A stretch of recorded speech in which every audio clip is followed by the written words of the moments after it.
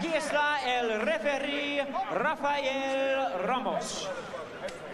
Frank, Michael, I'm here to enforce the regulation of the WBA. Protect yourself at all times. Okay, obey my commands. Good luck. Shake hands. Shake hands. Go back to the corner. Back to the corner. Well, the two fighters have been introduced. The crowd may have started to pick a favorite here early on, and you can do the same as we get ready for this WBA Super Middleweight Championship.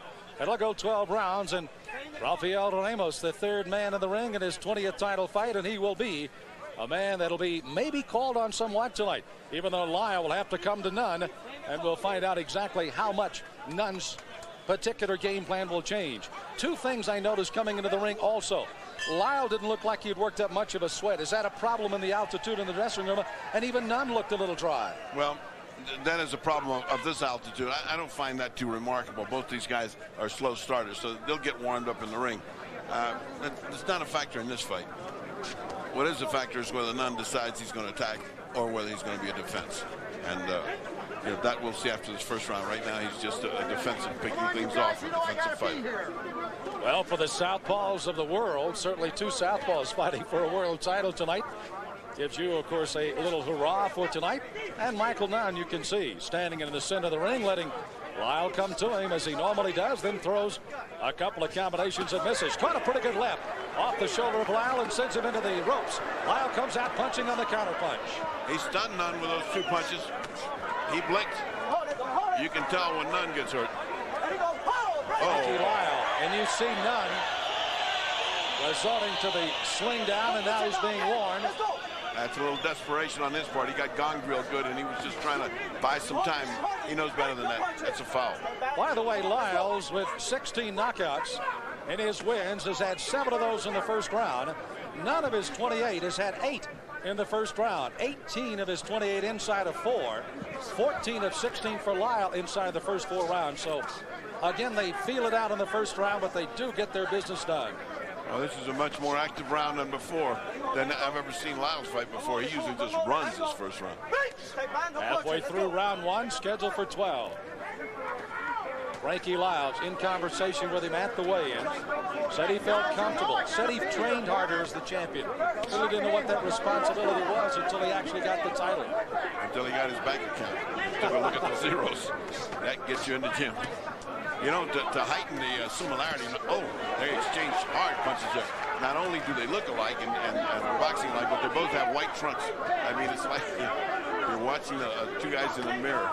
Let it go, let it go. Come on, step back. You see the red tassels down the right side of the trunks and the left of Nunn. Blue stripe down that of Frankie Lyle, the champion. Couple of good left hands that time by Nunn on his way in. And Lyle clinching to try to keep out of trouble. Nunn wades in with another left hand, and now he holds again and slings his man to the canvas. Now that's twice that he has resorted to dirty tactics, which the referee has got to get tough about here pretty soon. Well, I must say, it's a completely different character for Nunn. Boy, he's trying to get out of here early. Michael Nunn, starting off as probably one of the premier amateurs that everybody thought was going to be a sure shot pro, a 2-time world champion, being caught by James Toney in the 11th round to lose his title as a middleweight when he had all the cards going his way. As you see, he sends a right low, and he gets the warning by the referee all the way to his corner. And the referee's walked him all the way back. Let's listen.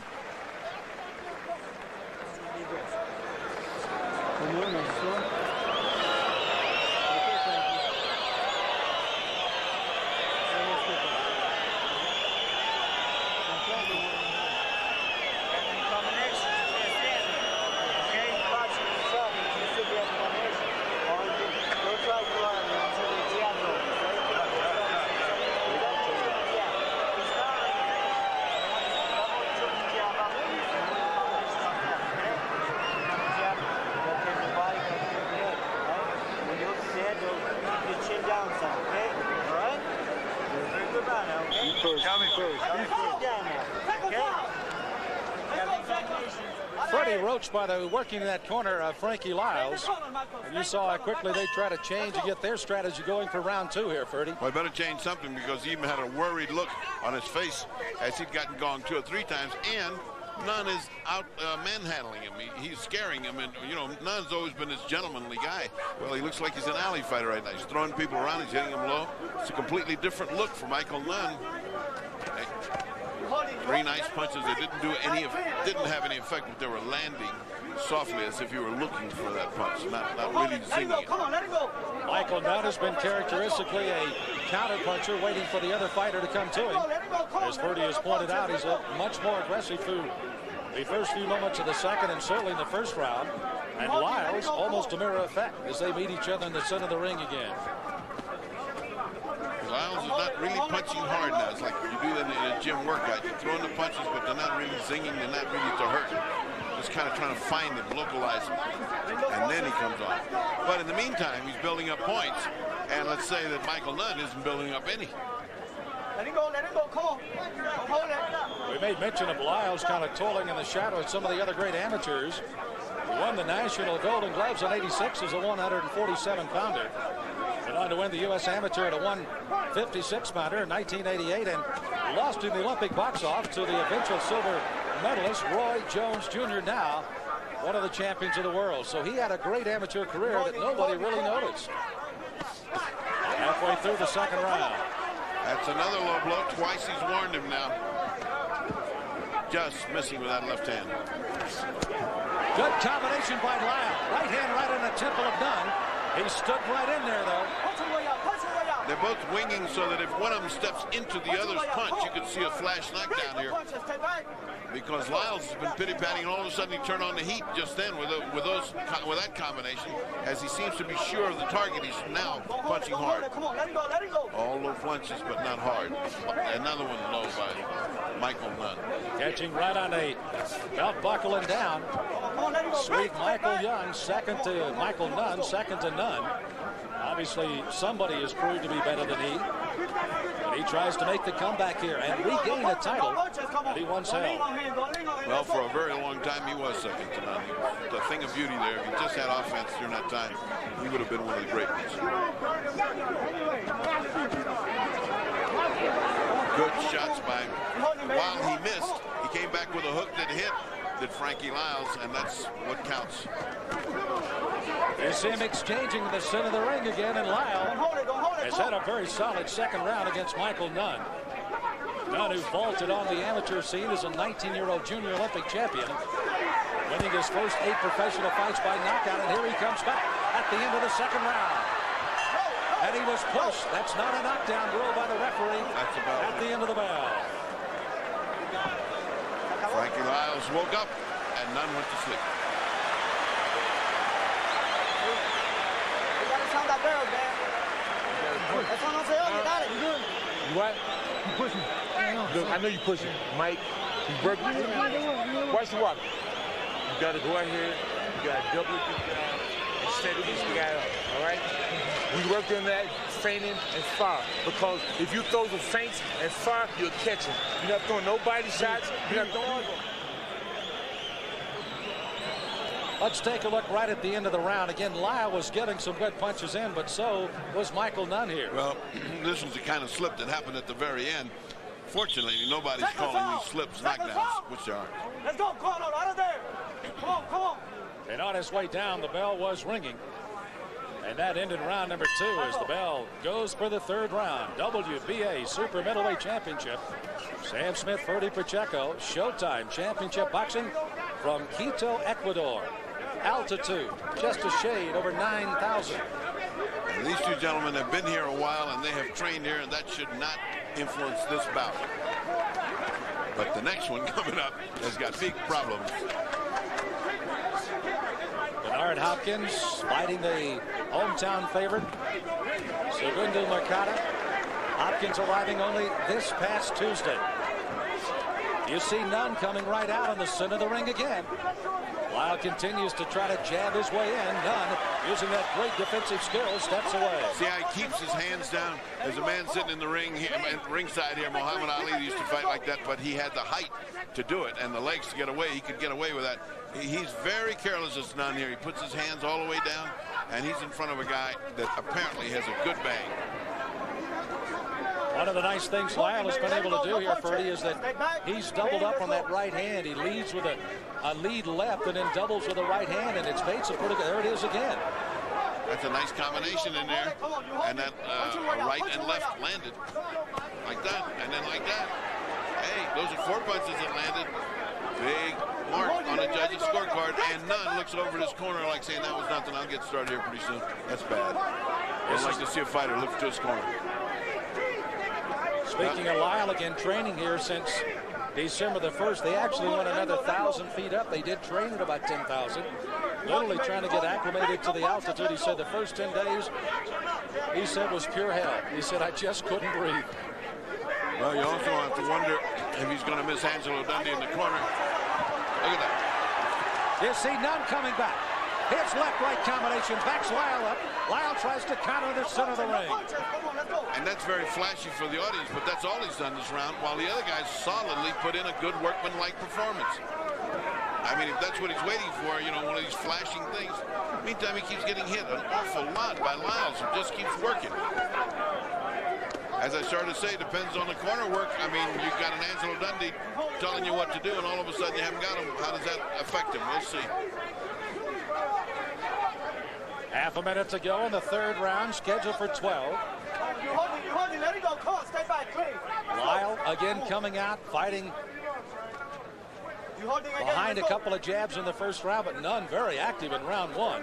Lyle came back, took control in the second round. Good combinations. What I like about Lyle is the way he comes back with a hook after he's thrown a straight punch. I mean, he comes back in now, you just saw an uppercut that missed. And this guy doesn't forget. I mean, he just doesn't throw a punch and forget. He just says, here's another one, and then there's another one. That's the way you get points. He's building them up. There's a bell to end the third round, and you can hear the crowd appreciating what they're hearing right now, but not necessarily picking one of their favorites as the corners go busily to work. Don't eliminate your speed. You got to, you know how we get close? That slap back move, slap back, fire that three-punch combination, feint, fire it again. Because he's ready to go. You got to slam that body, Mike. I'm telling you, I can't do it for you, man. You can do it. You can do it, let's take a look at some of this fierce action in here. And you can see this is the middle where Nunn comes on. Two low plunges. That one was just at the peak of the cheek and the tip of the chin. In both times, where there's no heavy damage done, but it looked great. As you can see on there, it looks marvelous, except that he hadn't done any fighting for the other 2.5 minutes of the run. And in his corner, Greg Page, the former great heavyweight champion, said, I can't do it for you. And he said, you didn't do it for yourself. Can you do it for me? This is a little surprised to have Greg Page in that corner. Was kind of a surprise to us when he walked in and said he was going to work with Michael Nunn tonight. Yeah, it was a surprise to me. He gave him good advice. He said, you're too fast. You're out slicking yourself.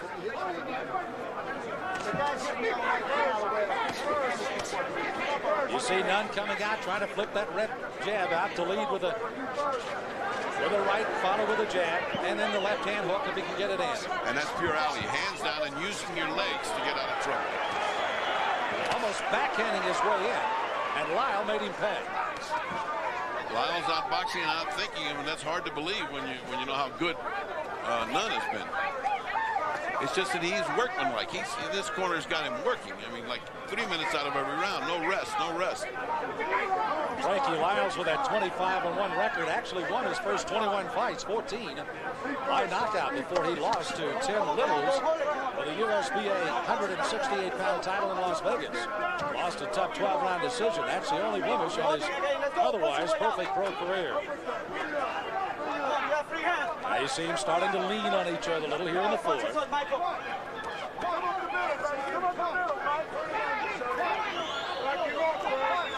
Now this is something that Frank Liles doesn't need.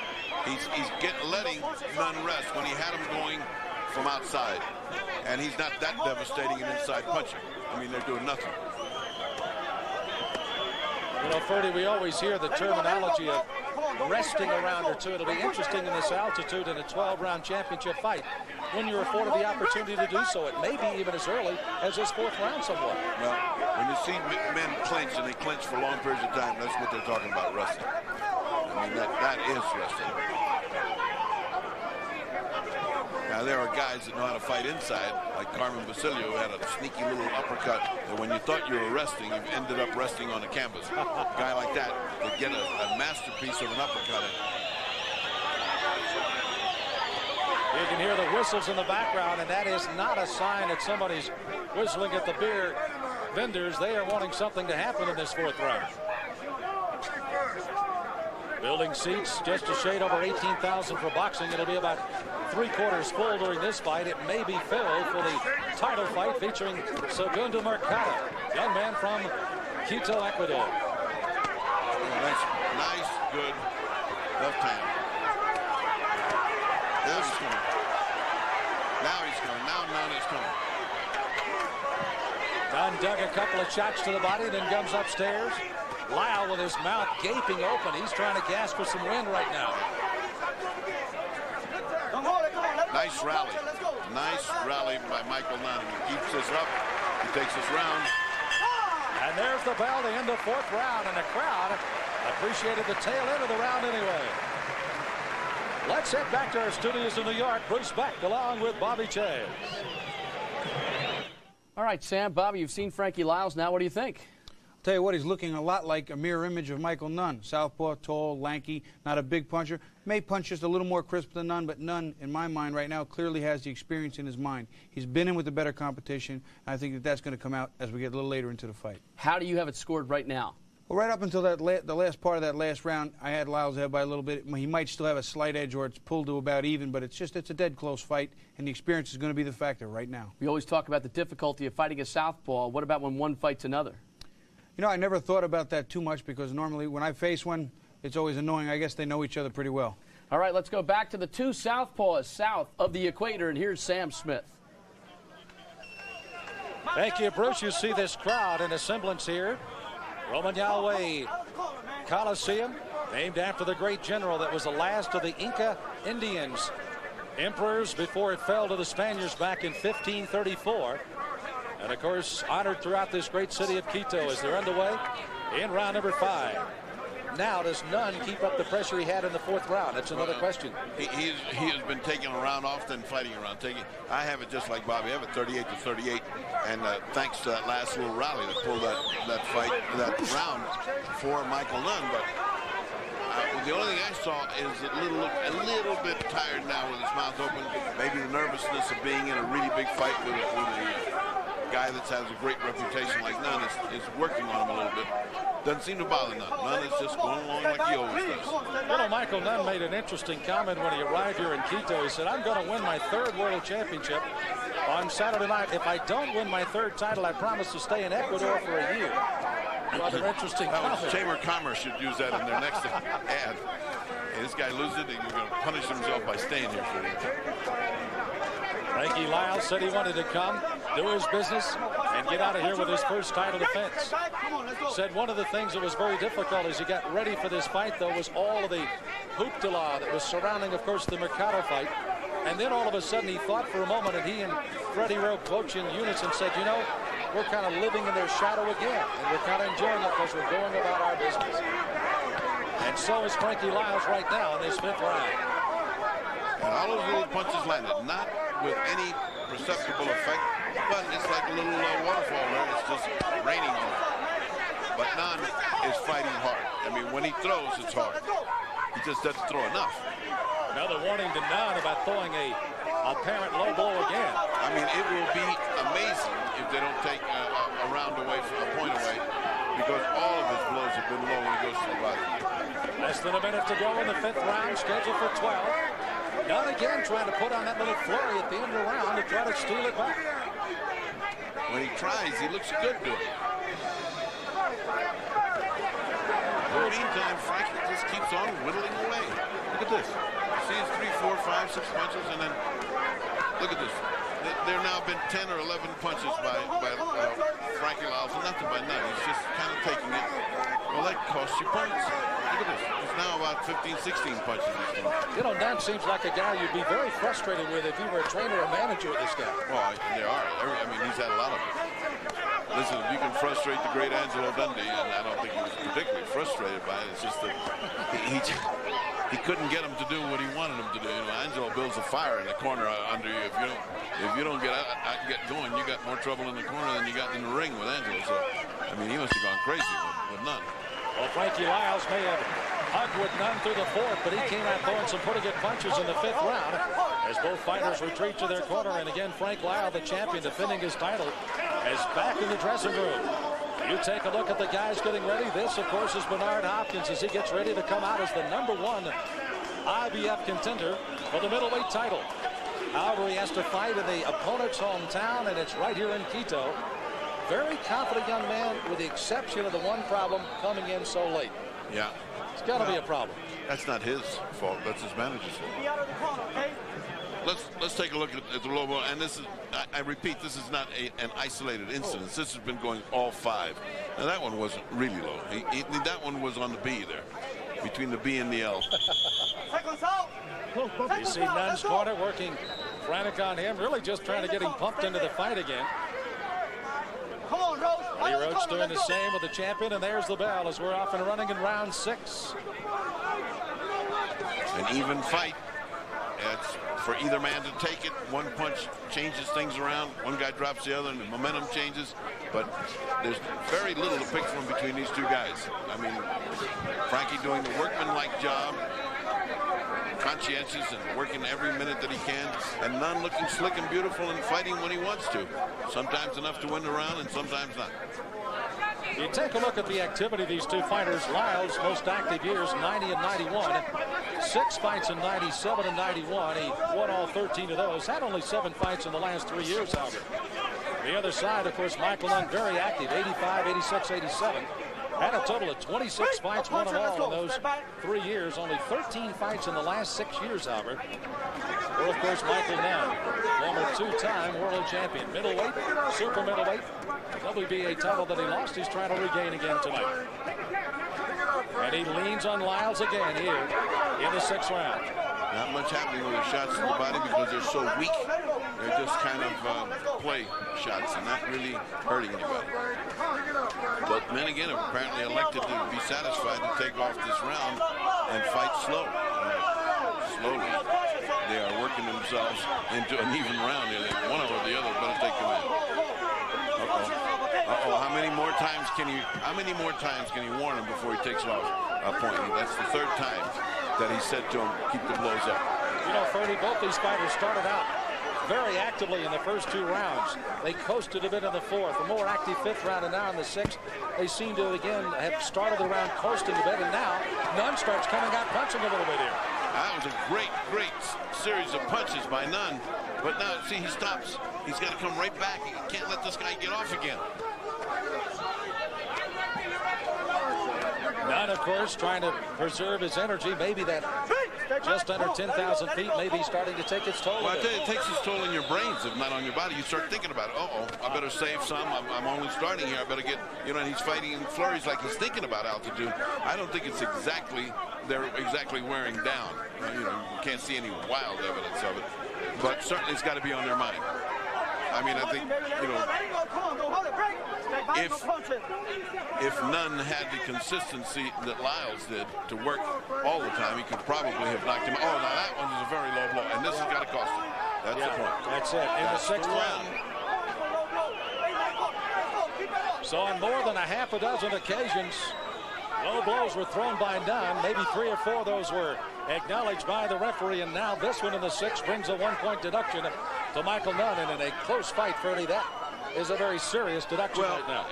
For example, I thought Michael was winning the run and looking good, winning the round and looking good, and now you take a point out, makes it an even round. So, you know, good luck.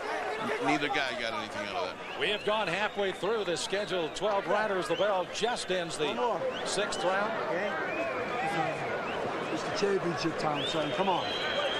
Frankie, what you gotta do is you're working your body fine in there, all right? You're taking the punches from away, though. You're a little bit too tight.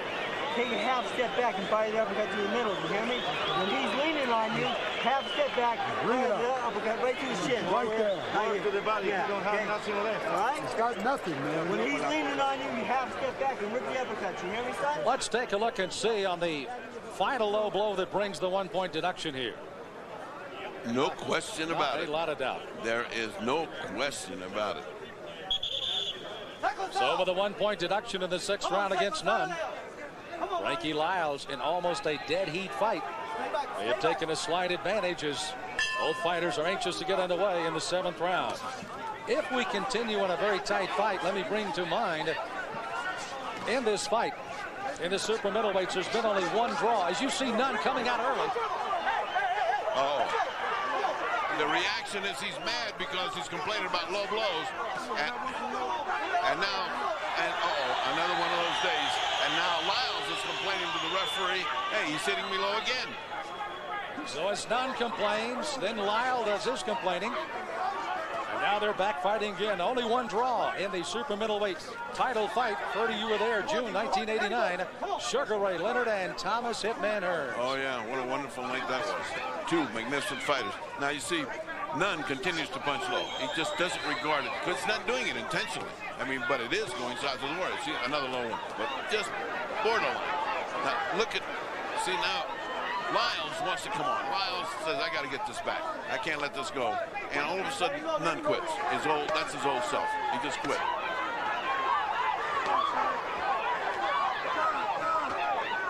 You know, it's almost one of those situations on a 1-point deduction and a continued warning. A fighter abandons any kind of a body game plan at all, but Nunn, no, he keeps going there. He didn't abandon it, but it sure made him mad. And he's been fighting with a great deal more fierceness than he's shown before. I mean, he's almost like lost his head, which is unusual for this guy. Halfway through the 7th round. Oh, I mean, this guy's going for a knockout. I mean, Michael Nunn wants knockout time. He doesn't want anything else. Get up, Frankie, or they're going to start counting you. Second down that he's tossed him down here. Yeah, and Frankie shouldn't stay down to kill time, because that's the way temptation creeps in to count you. Hey, if you hurt that bad, you know, you should bounce up and act like it's nothing. Also, you don't want to show the other guy that you're getting tired. He is getting tired. I don't know about the altitude, but I do know about the body shots, and that does get you tired. Even though they've been so far south of the border, Nunn has really launched a heavy body attack. It seems to have wilted Frank Liles.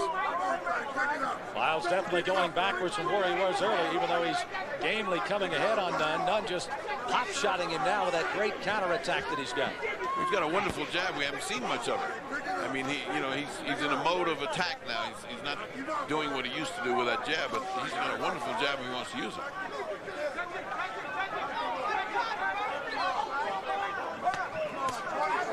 Slings another right hand and also hit low on Lyle.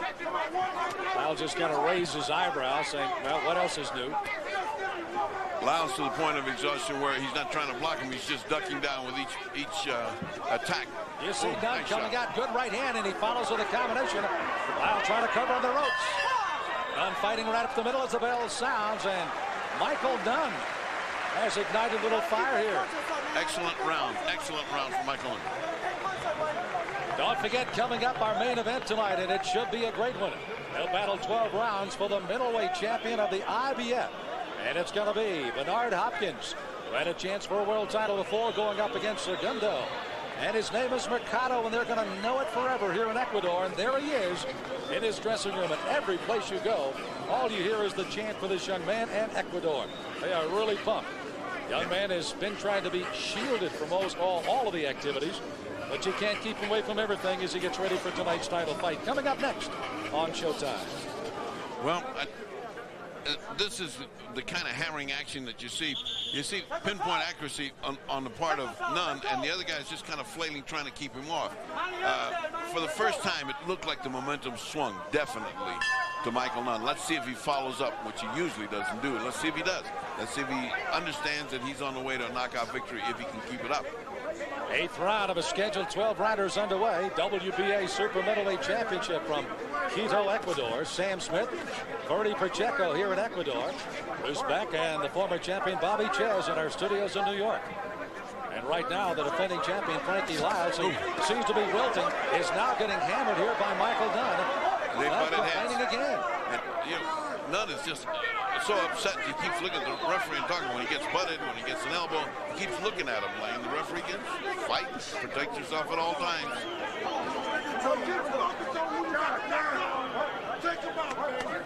cut on the bottom of the lip there of Lyle. How about the scoring so far, Freddie? What do you got? I got it dead even, 66 to 66. They took a point away from Michael Nunn, and they've been swapping rounds. Now it looks like that Nunn is on a run, but still by points at 66-66. It might as well be the first round.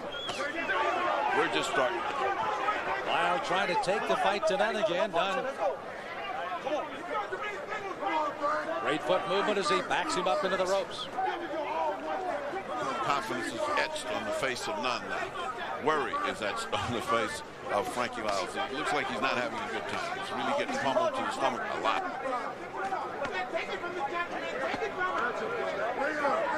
Little infighting again, as Ferdy pointed out.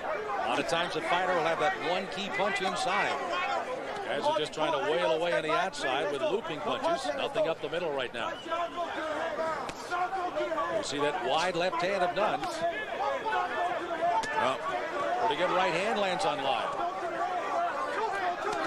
When talking to Michael today, he told me, he said, I love the way Chavez lands that left hand over by the liver. He says, that's going to be my shot. He certainly has landed it enough.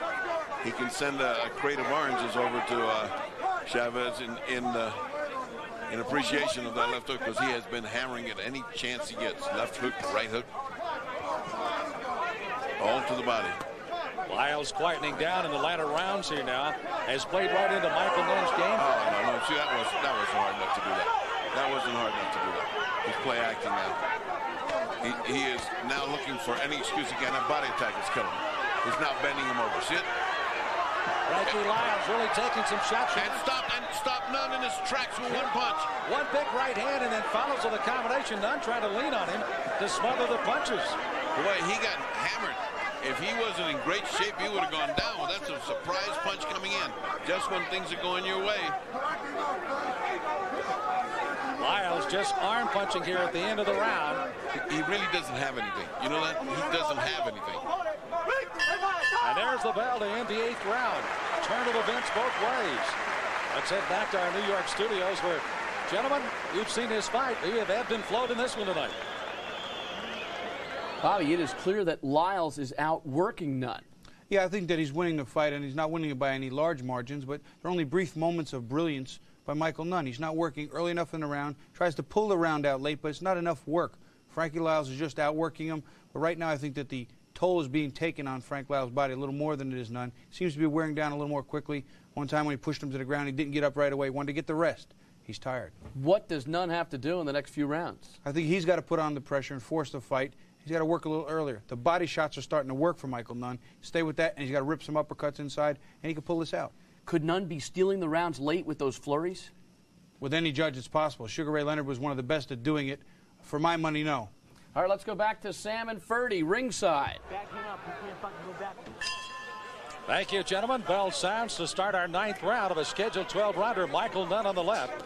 And the champion, Frankie Liles, now working himself to the left side of your screen. As Showtime Championship Boxing brings you the WBA Super Middleweight title. A title that Michael Nunn once held and would like to regain it tonight from the champion. Well, the last 2 rounds have been Nunn on the attack. You see him come out and dance. I mean, that's not an exhausted guy. I mean, this guy's got everything he wants. The other guy is looking to clinch, looking to buy some time with the referee, complaining. You know, the difference between seeing a fight at ringside and seeing it, you know, in the studio is never more evident because you can see what's in their face and how their body sags with the attack. That middle of the round attack by Nunn really took everything out of Frankie Liles. If he hadn't been able to catch him with that one punch, that would have been the end of him. Frankie Liles trying to come back with some counters on against Michael Nunn. We'll see him back up against the ropes. Now, there's that work ethic we spoke of and we're watching, but now it's not like it was in the early rounds. It's not with brio, it's not with zing, it's just arm punches. He's not getting anything in there. It is just about time, certainly, to start thinking about will Liles defend his title or will he lose it? He's held it for 4 months and 5 days. The shortest anyone has ever held the super middleweight numbers is Murray Sutherland. Held the title for only 3 months and 25 days. So not a long run for Liles. He'd like to make it a lot longer. He'll have to work in the last 3.5 rounds. Still a little blood just in the bottom part of the mouth and on the mouthpiece of Frankie Liles. No problem. That occurred back in the 7th round. Again, both men in a just tie up the other fellow and let the time go by in a time-consuming mode. They're not picking up the pace of that last round. Oh. Those were 2 home runs by Nunn that didn't come close.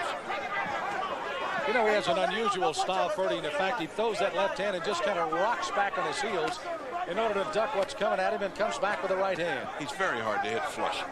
You know, the times he's been beat, he was very careless at the time. When his synapses are all working, when his reflexes are working, he's a hard man to hit. He does like Ali. He uses his physical advantages. The fact that his legs will take him out of trouble. His height will take him out of trouble. Well, Nunn was... He just got hit a real hard shot. Every time Nunn gets hit a flush hard shot, he falls in and tries to tie up. He's smart. You see him still ripping those shots to the body. Maybe caught on the belt buckle, but he's still throwing them.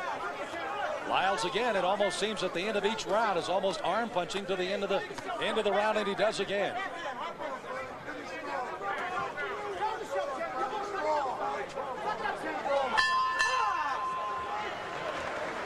And Michael Nunn again ducking away from a couple of the punches thrown by Liles.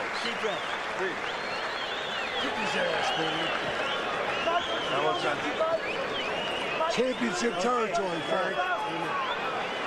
Frankie, that's beautiful work. Championship territory. Go behind that jab and break in. The right hook to the body. Come on, Frank. And back to the chin. You hear me? It'll work. Jab, right break in with the right hook to the body, and double hook to the chin. You hear me? You're not the son of a bitch. Come on, Frank. He cut down a little better to start the round. Right? And after the minute, he's finished. Okay? Don't give him anything. Don't give him anything. You're the champ. Don't let this guy rest.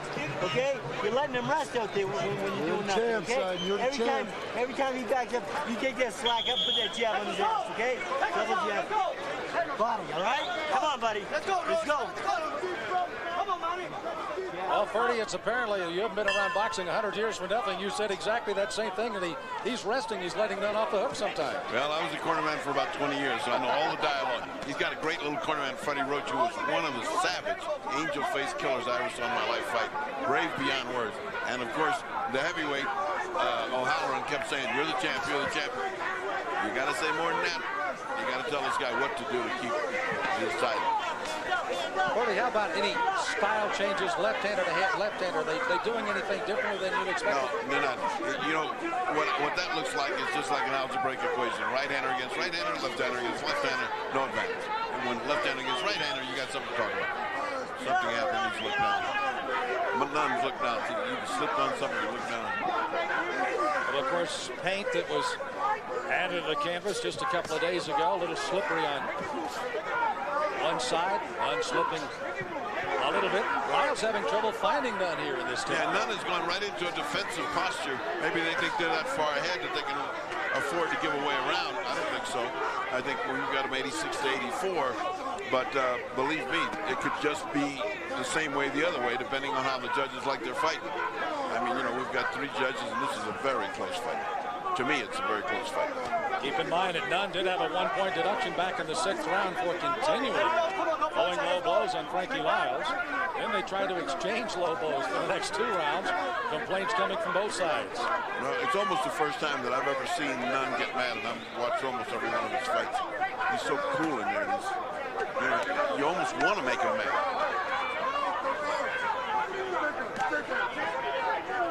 So many people talked about when he lost his IBF middleweight title to James Tony. Got hit real hard with the right hand. When Nunn gets hit hard, his leg does a little wobble. I mean, it's hard to explain, but sitting at ringside, you see a punch go right through him and wobble him. That was a short, chopping punch. And he's throwing that left hand over the top. You can see it again, catching Liles just in behind the right ear. Nunn again fighting comfortably. Again, as I pointed out when he lost to James Tony, he was ahead on everybody's scorecard. Got caught with the left hand, and down he goes and out in May of '91 to lose his title. Well, either one of these men needs a definitive knockdown. Another good left hand by Nunn. Humps back with another left hand. Another left hand. Liles is in trouble on the ropes. Half a minute to go. Well, I ordered that up, and I got it. You need something definitive to turn this thing around, and that was it. Now, if he wants to attack now, he's there for the taking. Nunn clearly winded after that flurry. He threw at Liles. Just wants to finish this 10th round. Then he comes back with another left hand. Another left hand. Combination. Liles answer with one of his own. As the bell ends, a frantic and exciting 10th round.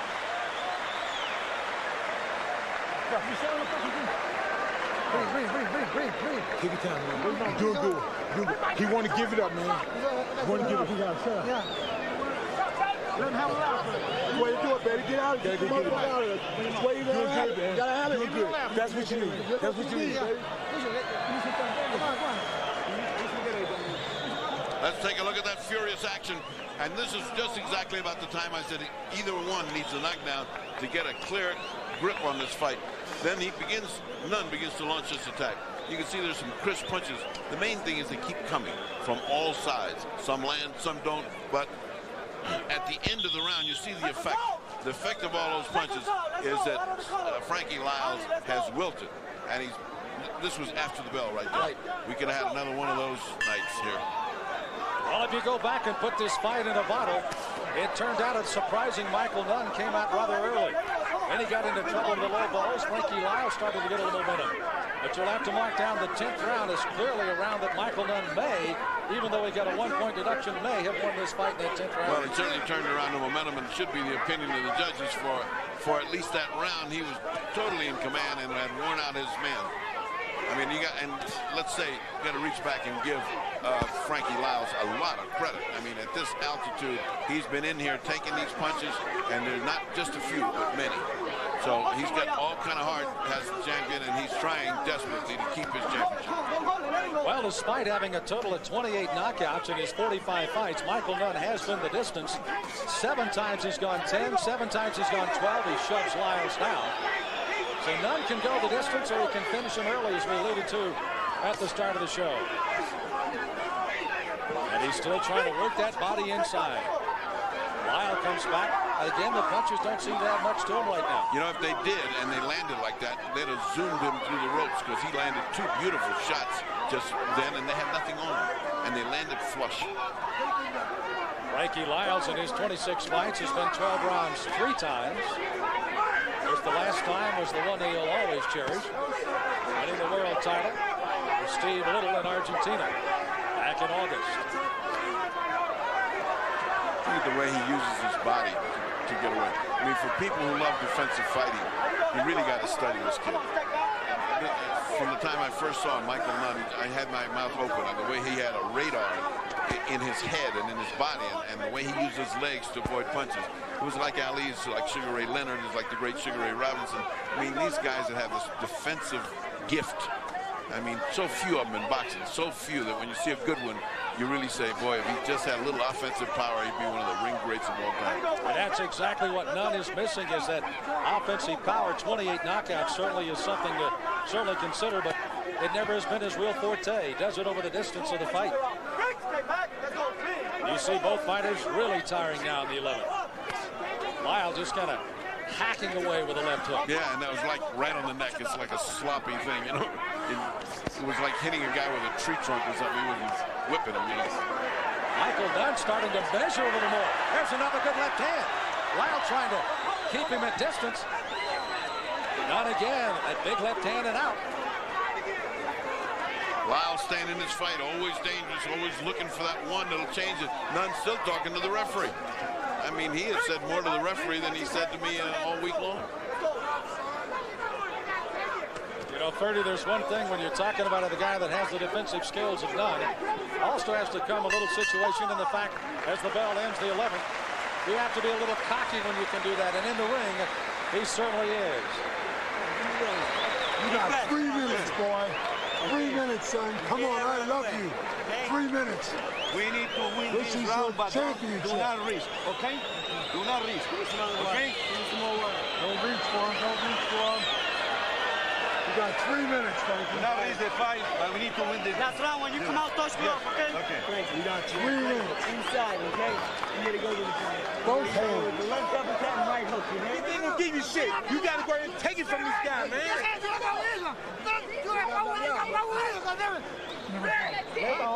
You guys take it from this guy, Mike. Bump him in, you knock him down. Bump him in, you knock him down. Well, can you sense this corner that thinks that they got the championship won and the one was pleading for him to keep it? I mean, what a difference in dialogue. What a difference in feeling. What a difference in temperature in different corners. I'm sure somebody has said in there to Michael Nunn, all you need to do is take this round. Don't quit here. Just do what you've been doing. If you lose it, it doesn't make any difference. It's 105 to 103 on my card.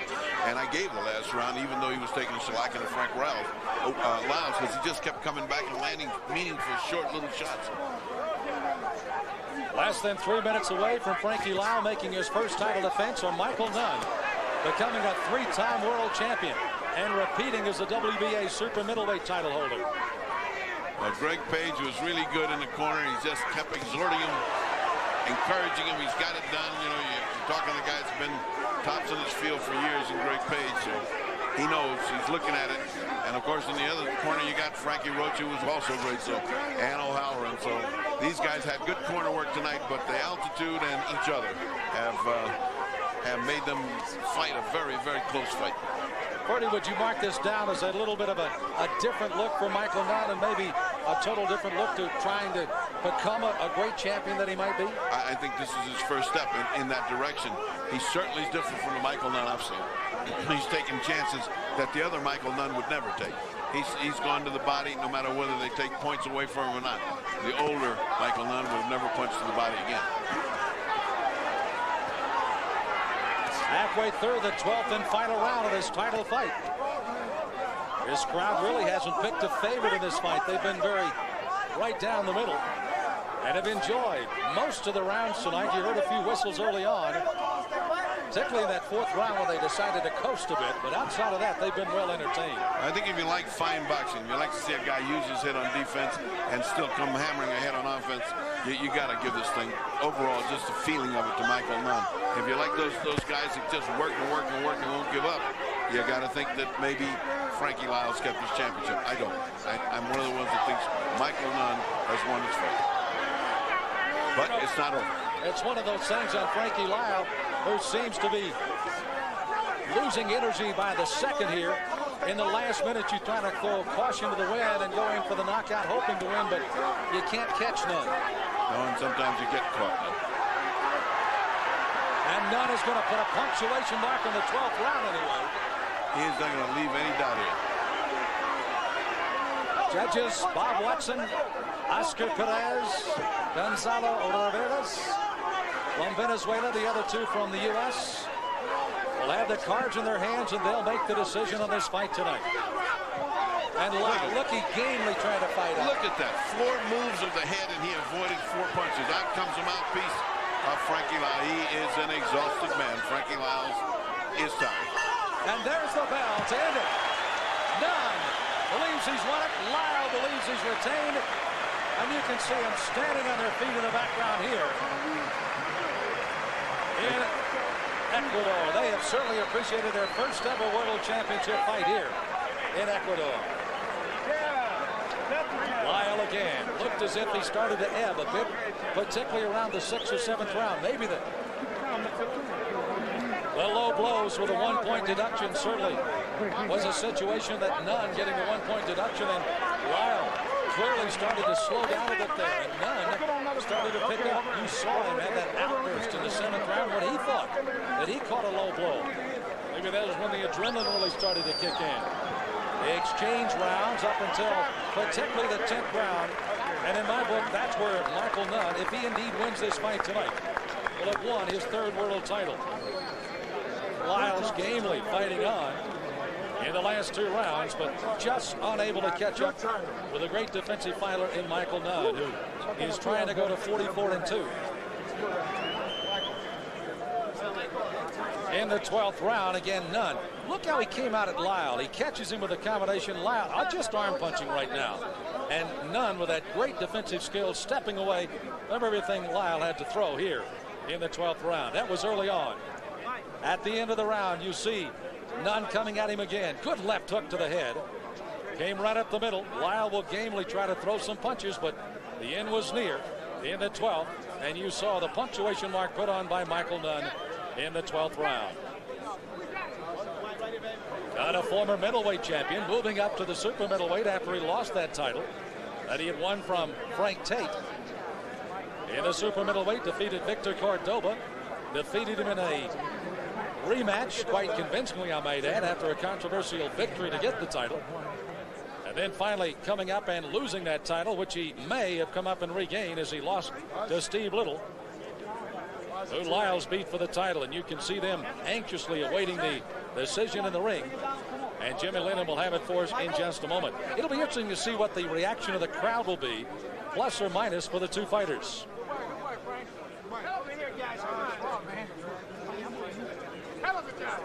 Coming up as this ring will be cleared and then will be refilled, and I mean filled, with all kinds of dignitaries. Our main event coming up on Showtime. It'll be the IBF vacant middleweight championship of the world. And the two combatants stepping in is Bernard Hopkins of Philadelphia, Pennsylvania, and the hometown favorite from Quito, Ecuador, Segundo Mercado. Mercado again, hailed as one of the outstanding young middleweights to come up, 18-2. But has he had the fights to match that of Hopkins? We'll find out on our main event tonight, coming up in just a few moments on Showtime. Well, they've tallied the cards. The three judges have put the numbers down. Does Lyle retain the title, or is Michael Nunn the three-time world champion? Let's head up to Jimmy Lennon for the decision. Damas y caballeros, tras de 12 rounds, tenemos una decisión unánime. Ladies and gentlemen, after 12 rounds of boxing, we have a unanimous decision. El juez Riveres tiene la pelea 115-112, 115-112. El juez Watson vio la pelea 117-111, 117-111. El juez Pérez vio la pelea 114-113, 114-113 a favor del ganador Frankie Liles.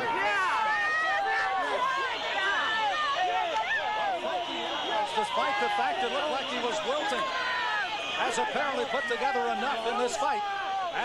Here's a look at Frank Liles as he gets ready to go. And he had some thoughts about his opponent, Frank Liles, coming off that loss to Tim Littles. He prepares for Merky Sosa, and he told us earlier tonight how he sees the fight developing. His comments on Merky Sosa. I've seen him fight before. He's very aggressive. He's a powerful fighter. He comes in. He doesn't have great defense, but he has a good offense, so I guess he makes up for the defense. I have a strategy in the way I'm going to fight him. Basically, the way to fight this guy, Merky, so I'm a boxer puncher.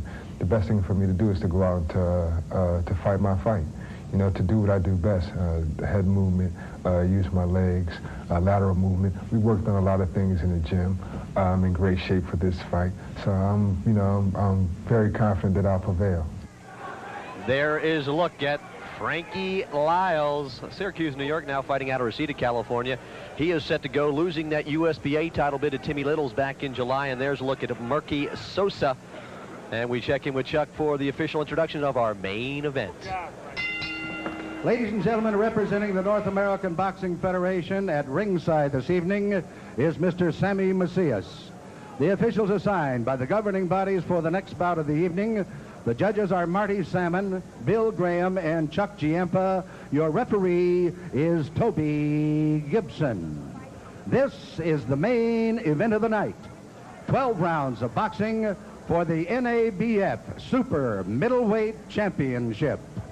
Introducing, in the red corner, formerly of Syracuse, New York, now fighting out of Sherman Oaks, California, weighing in at 167½ pounds, with a professional record of 21 wins, 1 defeat, with 14 KOs. Ladies and gentlemen, here is Frank Liles. And in the blue corner, fighting out of New York City, New York, He weighed in at 165 1/2 pounds. His professional record consists of 21 wins, 2 defeats, 1 draw with 17 KOs. Here is Mercado Sosa.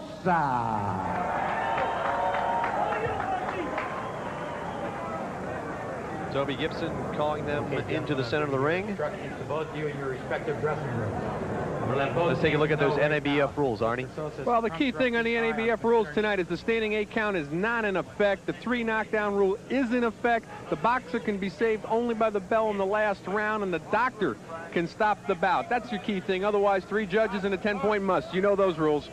All right, we're set to go 12-rounder, our main event on the Bar and Racetrack Network. Our tail of the tape, tall super middles, Arnie. Absolutely, but we've got Steve Herreras and I QWERTY there, so perhaps I'll just wing it for you. Frankie Liles is, let me see. We're set to go. We're going to go. Round number 1. We'll catch you later on the tail of the tape. Promise. Mercado Sosa coming out big time and looking to land that overhand right, and we are underway. Out of the Dominican Republic is Mercado Sosa, and Frank Liles, Syracuse, New York, as you saw, fighting out of Sherman Oaks and fighting a lot out of Reseda as well. Sosa on the attack. And we talked with his camp earlier today. They were not concerned at all that Liles is a left-hander, Arnie. Well, and it looks like they had, regardless of what they say, they had preparation, because that right-hand lead that just landed by Sosa was exactly what he needs to do. Murky looked like he might have just gotten a minor thumb in the right eye as he's squinting very noticeably, but trying to wipe something out of his eye. Real quickly to catch up on some of the key elements of the tail. Liles has a 3-inch reach advantage over Sosa at 77 to 74, and he's only a ½ inch taller. Otherwise, everything's about the same, folks. Frank Liles taking it to Sosa. Sosa not known for his defensive prowess. He's known as an offensive guy. Frank Liles was very focused, and I felt rather tense earlier today, but he is landing 2 rights and rocking and buckling the legs of Mercado Sosa. Frank Liles. Sosa did get a right in there in between, and this is sort of right now both guys doing what they do best. Frankie Liles fighting his fight at the same time. Sosa leaning on the ropes, fighting peekaboo style, which is sort of classic Mercado Sosa. But I think he was hurt by that combination before. He is definitely hurt midway through round number 1. Frank Liles totally in control, and Sosa having trouble seeing for some reason. I see him squinting. Frank Liles looking far sharper than he did against Timmy Littles. And certainly much more aggressive. He shouldn't be backing off right now. Whatever reason he's got Sosa hurt, and if there's something wrong with his eyes, it's his job just to take advantage of it and go in there and bang away. Almost what big shots, and Sosa is, as we said, no standing 8. He's going to have to fight his way off the ropes, and he's not doing it very effectively. There's already a cut, and I'm trying to, we see the blood, maybe the right eye of Mercado Sosa. We can't see from our vantage point. Both of Sosa's eyes are puffed up, both of them. It looks like almost like he was thumbed or something. Yeah. That right eye, he's keeping it closed and protecting it with his glove. He's trying to get through the round to weather the storm. We said he's still got some seconds to weather here. Frank Liles' beautiful uppercut. Trainer always wants to get his fighter through the first round. Get him through the first round, bring him back, let's talk business. Stop punching, stop punching. Get in the corner, time. Come here. There is a timeout as we will check with the ringside position. Is there I wonder if, as I said, he was squinting 30 seconds into this fight. And I think he got thumbed early, but he wants to continue. Well, he's got to survive. You know, there are fighters that would turn their back. If you remember John Mugabe against Dwayne Thomas, he got thumbed, turned his back, and walked away and wouldn't fight for the rest of the night. He quit. That was it. The fight was over. Murky's doing what he's got to do. He's weathering the storm. He's getting through the round. What Liles has to do is take advantage of it right now and just bang away. And I think Frankie's taking off. He is still squinting noticeably, as we can see in that right eye. He's going to be just there for the take with that left hand all evening, unless he can clear that up some way. I talked about scoring that first round 10-8. How we score a professional boxing match in the 10-point must system is 10 points to the winner, 9 or less to the loser. If a fighter is extremely dominant in a round, as was Liles in that last round, we scored a 2-point margin, 10-8. Frank Liles, as we said, coming off that July 8th loss, looking very impressive, taking advantage of the thumb in the right eye of Mercado Sosa. What Liles needs to do now is throw a lot of lefts from an angle that And Sosa can't see it coming with that eye closing.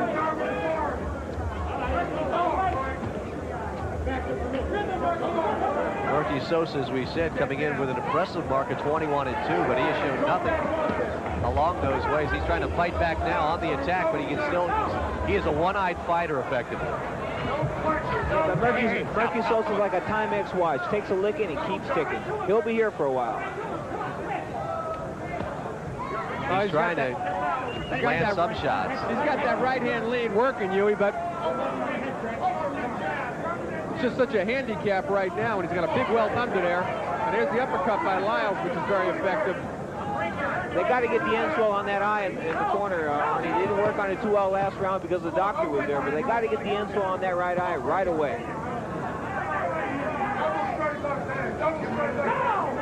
Liles, as you said, trying to get that left in there as that right eye continues to bother Murky Sosa. He's trying to land some shot, throwing wild rights, trying to get some sort of offense going in round number 2 thus far. It's been all nice uppercut by Frank Liles. Rocks Sosa. Important to point out that they're fighting for the vacant NABF crown vacated by Michael Nunn when he went to fight Victor Cordova for the title that he won, and that was a good right-hand lead. Hurt Liles. Murky Sosa punching and then throwing down Frank Liles, and Toby Gibson calling the two fighters. Shit, I'll give him a fight. Let's go. Takes a lot of strength, a lot of energy to get up from that. Toby Gibson using very curt language to get the point across to the combatants in round number 2. Well, I think that was a very good point to get across by Sosa that, hey, I may have only one eye open right now, but I'm not dead. You know what? This fight is going to be stopped, I think, within the next round or so, because of that fact that eye is swollen almost shut. We're only in the second round. Sosa trying to fight off the ropes, and Liles just staying just far enough away. Fight open 9-5 favoring Sosa, then jumped to 2.5-1 favoring Sosa. Liles looking at that eye and trying to pick away.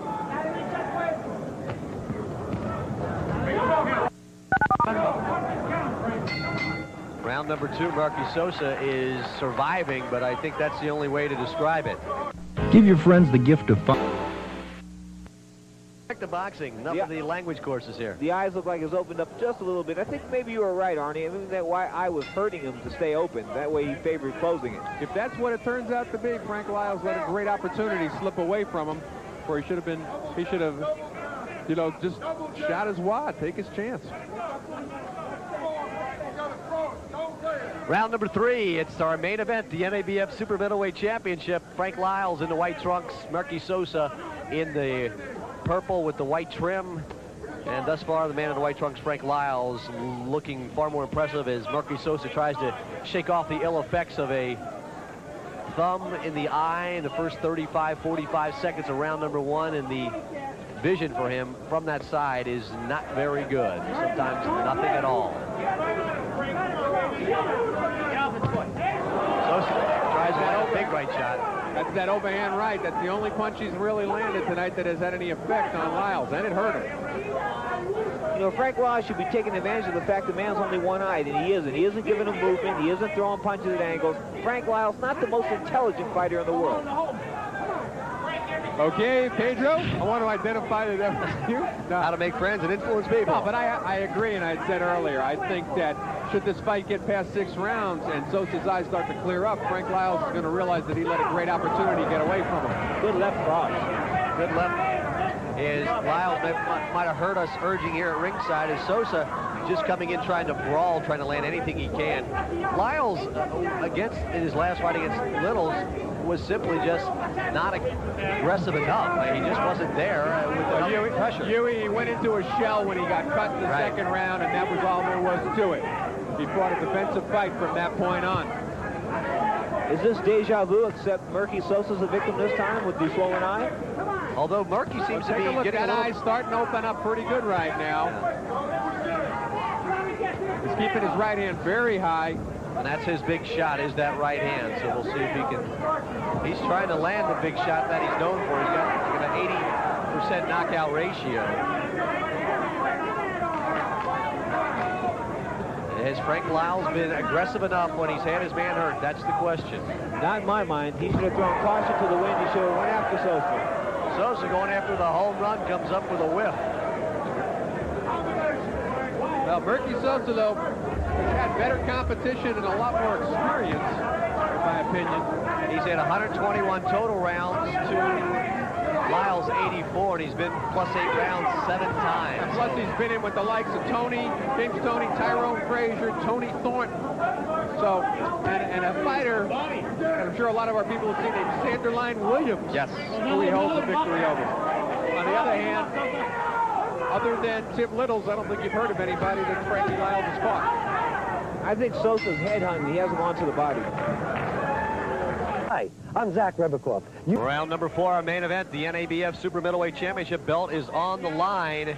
Himalaya ringside with Arnie Tokyo Rosenthal and Pedro Fernandez, and Murky Sosa landing a quick left, and the eye is clearing and the aggression is coming. And all of a sudden, Frank Liles' eyes got big as saucers. There was really no disputing the fact that who was the bigger puncher coming into this fight. And if Sosa can clear up his eye, I think we'll see the kind of power that his camp touted him on. Sosa chasing him around the ring, Arnie, not cutting it off. It's the second time Frank Liles has been on the mat, neither by punches. Well, I think the exuberance right now of being able to see and realizing he's back in this fight has him a little ecstatic, maybe a little over-aggressive. If you ever listen to Rocky Marciano's recreation of when he was blinded during the first Walcott fight, you'd get an idea of what that feeling's like when your eye finally clears up. Or Ali, when he was Cassius Clay in the first Liston fight, for that Toby matter. Gibson really scolding both fighters for their wrestling tactics. He warned both between rounds to cut it out. And he doesn't take a lot of stuff to keep the lines clean here. Yeah, Sosa definitely has cleared up as far as his eyes. His aggression still isn't that effective, but he seems far more confident at this point. Starting to work the body, though. He's got Frankie Liles fighting in a retreat now, where Liles is fighting moving back. And I think he's becoming very effective. Liles had a 3-round party, and I don't think he really had as good a time as he could have. Sosa, as we say, the confidence, although is it effective aggression? We'll have to see. Right now it has not been that effective. Nice left going after that eye again is Frank Liles, and effectively landing the target.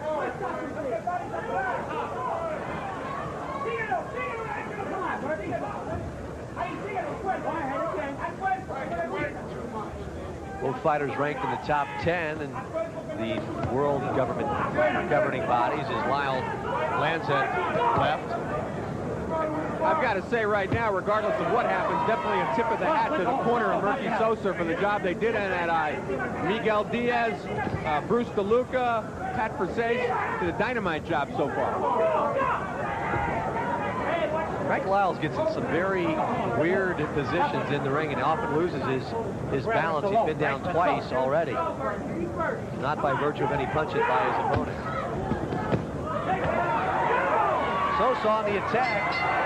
Right at the end, and Toby Gibson has to pull them apart again. Are you getting?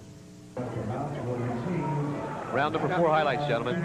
Now at the end, Sosa did what he needed to do at the tail end of the round to make sure that he secured getting that round on the judges' scorecard. Finishing it, and you can see Frankie Liles is fighting. He fought that entire round in a retreat, almost like, gee, he thought that that he was given the first 3 with the eye, and that's the way it was going to be once the eye cleared. So this is a new fight right now. And we were talking about the leaky defense of Murky Sosa. He uses both hands to block punches, and that's not a good thing to do. Quick left by Sosa to start the 5th round. This is a scheduled 12-rounder. As we said, Frank Liles, as this goes deep, has only been +8 rounds twice, and Sosa's been +8 rounds 7 times. So Sosa certainly has the experience, and he is far more aggressive here, but Liles caught him coming in with a quick right uppercut. Nice right.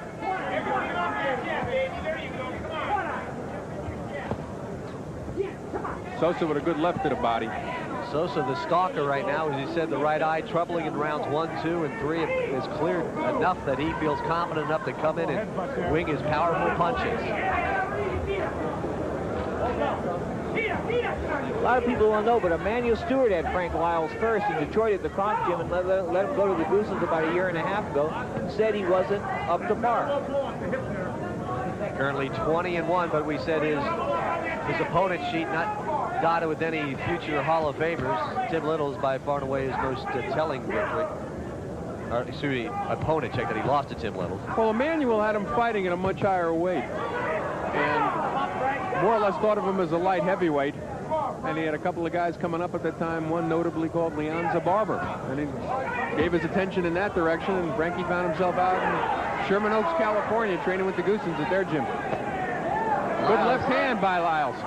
Liles doing a nice job here in round number 5, taking control of the fight again. And Sosa, a lot of ineffective aggression.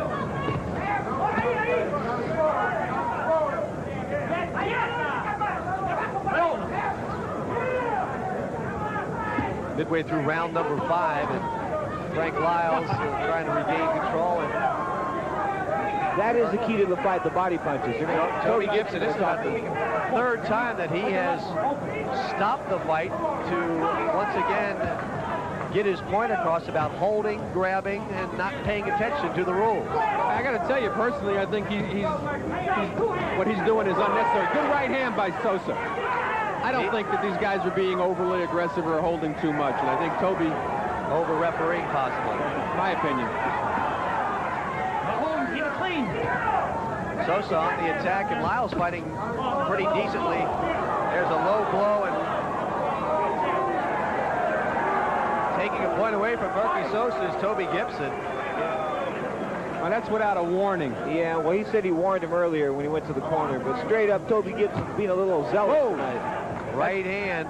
And that's what he's got to throw. That right hand lead is what it's all about for Murphy Sosa. So Sosa's dug himself a pretty good hole here in the first 5 rounds, at least from our vantage point and our scorecards here. He's not finding the head of Frank Liles that easy to hit, Arnie. He should be aiming for the sternum area, right around the chest. Another point. You mean that was not low. No. That blow was not low. We are watching a referee. I hope we can get the replay. That was not a low blow. That one was. Could have disqualified Murphy Sosa. I don't know. Is he going to take a... Now he calls that one a knockdown. Toby Gibson, the crowd not real happy. That is the end of round 5. One of the wildest 5th rounds of any boxing we've seen. Two stoppage of fights because of low blows. One looked like a low blow. The second one I don't think was. Well, let me make something clear right now. The judges do not have to make it a 10-8 round just because there was a knockdown. In this particular case, and I'll be interested to see how Pedro has it, I scored the round. First Sosa 10-9 and then made it 9-9. Here come some of the blows. Pedro will be with you in 1 second. Point deduction right there. Definitely, though. Now, that's a low blow, but I think that was the...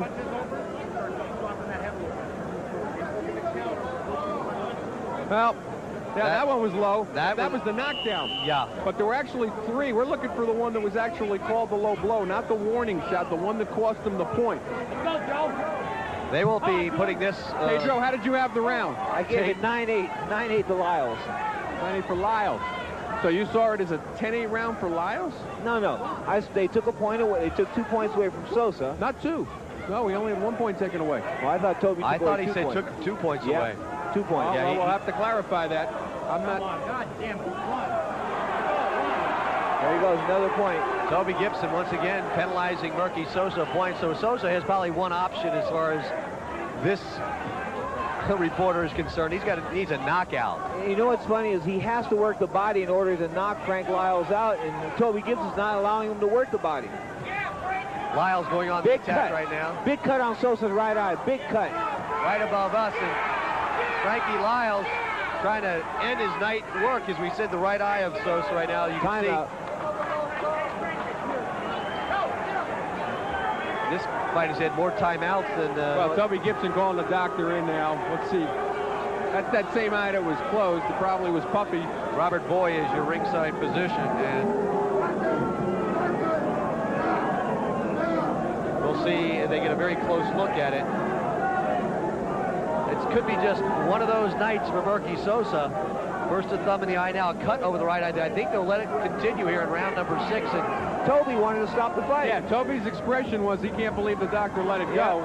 Now we're really going to get through this round. He's really going to test his right corner. above us is Frank Liles on the attack. Murky Sosa just fighting out of desperation, and the crowd certainly feeling it.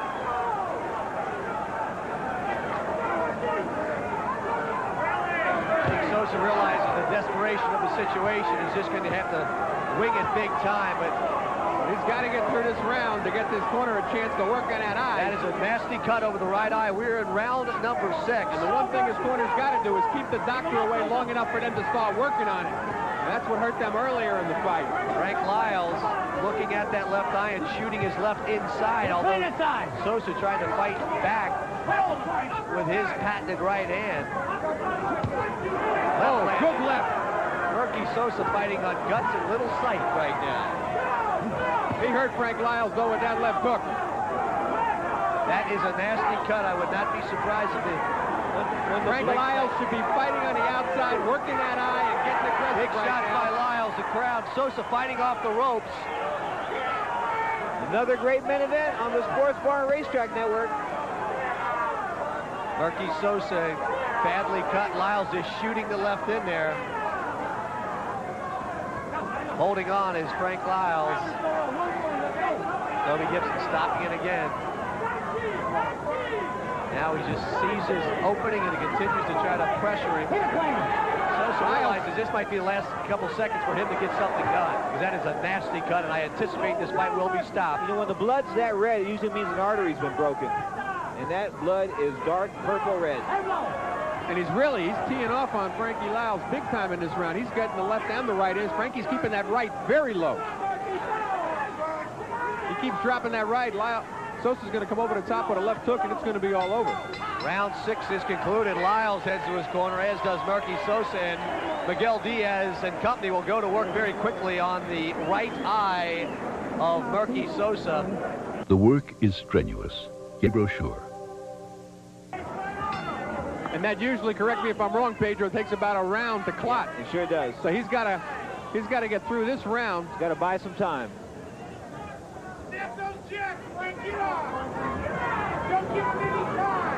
Round number 7, our main event, the NABF super middleweight title on the line, and the man in the purple trunks has given it his all, but Frank Liles in the white trunks is just trying to now pick apart at that right eye of Murky Sosa. Sosa's had as many as 2 and possibly 3 points deducted for low blows. And Toby Gibson coming in to get a good close look at that right eye. Yeah, and he came in, he lost a good blow. It was a great low blow by Sosa. Gibson stopping the fight. Toby Gibson seems to be going out of his way to be a jerk for as far as Murky Sosa is concerned. Now they're working on the tape on looks like the left hand of Murky Sosa. They won't put this one in the archives of the Boxing Hall of Fame, I'll tell you that. No, but they might use this one on a clinic for referees. Round number 7, Liles, Sosa, NABF super middleweight title on the line. And Sosa's, his only way is to go forward. That's his whole style. And he might be best to stay away for this round. That is a 1-inch cut. Oh, that is a big cut. Sosa trying to get to the body. Frank Liles shooting the right jab from outside. Now the left comes through and they almost clash heads. Sosa fighting off the ropes. Liles a lot more effective this round, fighting him from the outside, not letting Sosa get set to throw those rights and lefts over the top. But he's got to keep the jab going. He can't just be content. Another low blow right there. Now the right comes over up top. It's amazing. Liles has to throw that jab if he's going to stay on the outside. He has to. There it is. Liles has been sucking wind for 2 rounds. Mouth's hanging. Maybe he's not in the best of shape. Although those breadbasket shots have an effect. Look at Liles grabbing and holding after taking the body shot. See, about a minute to go in round number 7. Murky Sosa has probably one option, and that's to score a knockout with all the points he's had deducted. Good right hand by Sosa. Well, if there's some consolation in that cut is that the blood's not running into the eye, it's running down the face. That's the only thing that's keeping Murky in the fight right now. Otherwise, it would be over. Good uppercut by Sosa. Sosa keeping the pressure on. You said Liles done most of his best work from outside, but Sosa is keeping the pressure on. Inside 30, round number 7. Sosa can steal this round if he finishes strong.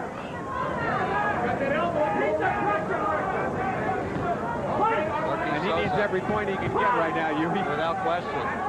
Inside 15. Frank Liles picking and choosing his shots. Long left lands, not with the kind of power he'd like.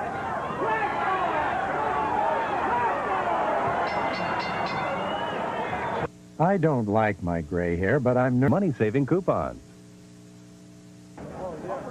Good rap by Joe Goosen in the corner. Good rap. Round number 8, schedule 12. Murky Sosa, Frank Liles, vying for the NEBF Super Middleweight Championship. And it's been a fight with just about everything you want. Now, Joe Goosen is given a good rap, and I think that 20 years from now, he'll be looked upon as one of the great motivators in the class with Angelo Dundee. He really knows how to move a fighter. The fight's had cuts and butts and stoppages and low blows and headbutts and stoppages again by the referee. And through it all, Murky Sosa has continued to try to pressure, but Frank Liles appears, at least from our vantage point, to have the edge on the scorecard. Frankie Liles is breathing through his mouth. He is a very tired fighter right now. Murky Sosa, with all the advantages that Liles had, shouldn't be here right now. Yeah, I agree, 100%. We are in the 8th round, and this has been only 3 times as Liles fought this deep in his career. This is the 8th time for Murky Sosa, so if it comes down to conditioning and experience, despite the cut over the right eye, Murky Sosa might have the edge. Hey, Huey, with Frankie Liles keeping his mouth open like that, he gets hit with one of Sosa's overhand rights, he's going to get his jaw broken. Liles trying to just pick from outside where he has been the most effective. Those are meaningless punches Liles throwing. Meaningless punches. Liles just missed. Actually, Sosa trying to connect with the lead right hand.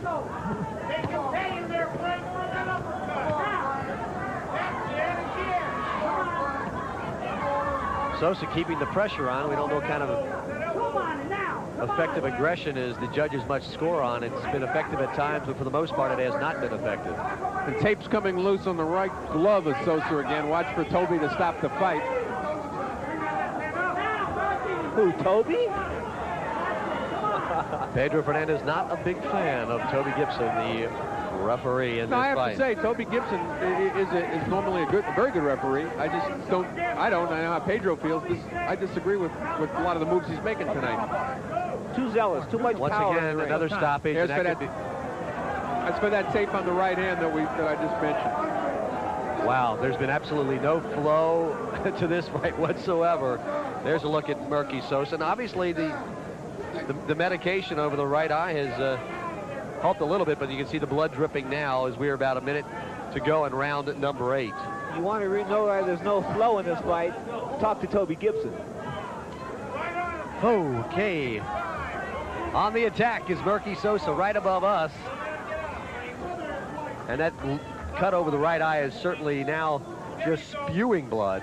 And Frank Liles certainly can see that as he just picks apart from the outside where he has been the most effective. The right jab and the straight left.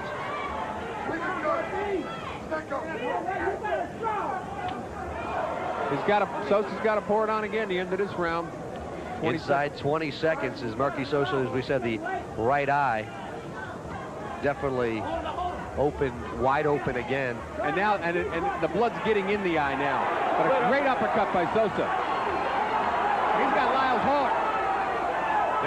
Liles got no legs on him right now. Look at him stagger.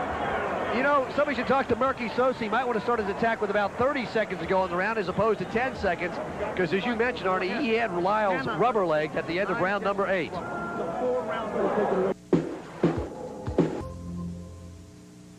Pedro, what do you have it right now as far as, I mean, is it still just a pretty big lead for... No, I've got Sosa biting into that lead, but he's still behind by a few points. Okay, round number 9. We're in the last quarter of the fight. You thought Sosa pulled out the last round, Pedro? I thought he did barely. All right, we're in round number 9, and Sosa trying to land those big shots that he has become known for. They feel he is the hardest hitter at 168. Well, he showed that he can rock Frankie Liles and put him on rubber legs. He's got at the end of the last round. If he can do it earlier in the round, as you mentioned, that's all he's going to need. He's got that uppercut zeroed in on the jaw, and the mouth has been open since about the 6th round, as Pedro pointed out. Wide open, and he's drooling. Good overhand right by Sosa. A gallant effort, and he just continues to punch away. This fight was almost stopped about a half dozen times or so, it appeared, and he's still out there punching with everything he's got. Murky Sosa. No shortage of stones on the part of Murky Sosa. 2 26-year-olds. What do you mean by stones, Pedro? Intestinal fortitude. I got you. Good stuff, Pedro. I learned something from you. These new words, great stuff. Round number 9. That's an old mafia term. Okay. Now, your father was in the mafia. Your mom was from Norway. Oh, my God. Get out of here. Now Frank Liles on the attack. His Sosa looks like he punched himself out early in this round number 9. We were halfway through this one. Oh, another clash of heads at center ring. And right on the cut. Yes. Sosa right above us. It'll be real interesting, though, if Frankie Liles winds Look up at with Frank a cut, Liles too. holding.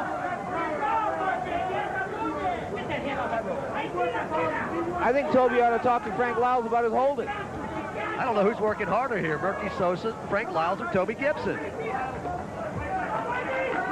Liles is definitely on E on the gas tank. There's no doubt about that, because every time he backpedals, his legs seem to lose. But just doing enough to keep Sosa from just winging it at will. No, let him up. Tape coming loose on the left hand of Sosa again. Well, we got to be careful. Gibson will take a point away from him. No. Murky Sosa trying to keep the pressure on. Trying to land now the left uppercut. The right uppercut did the damage at the end of round number 8. He's got that same, let's see if he does the same 30-second attack here.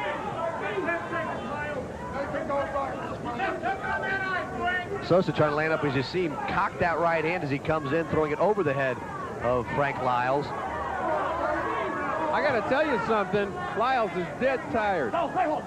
Let's get out of here.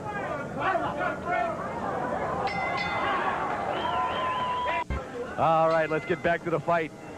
Pedro's thrown his shoulder out, patting himself on the back. Let's get back to boxing. Round number 10.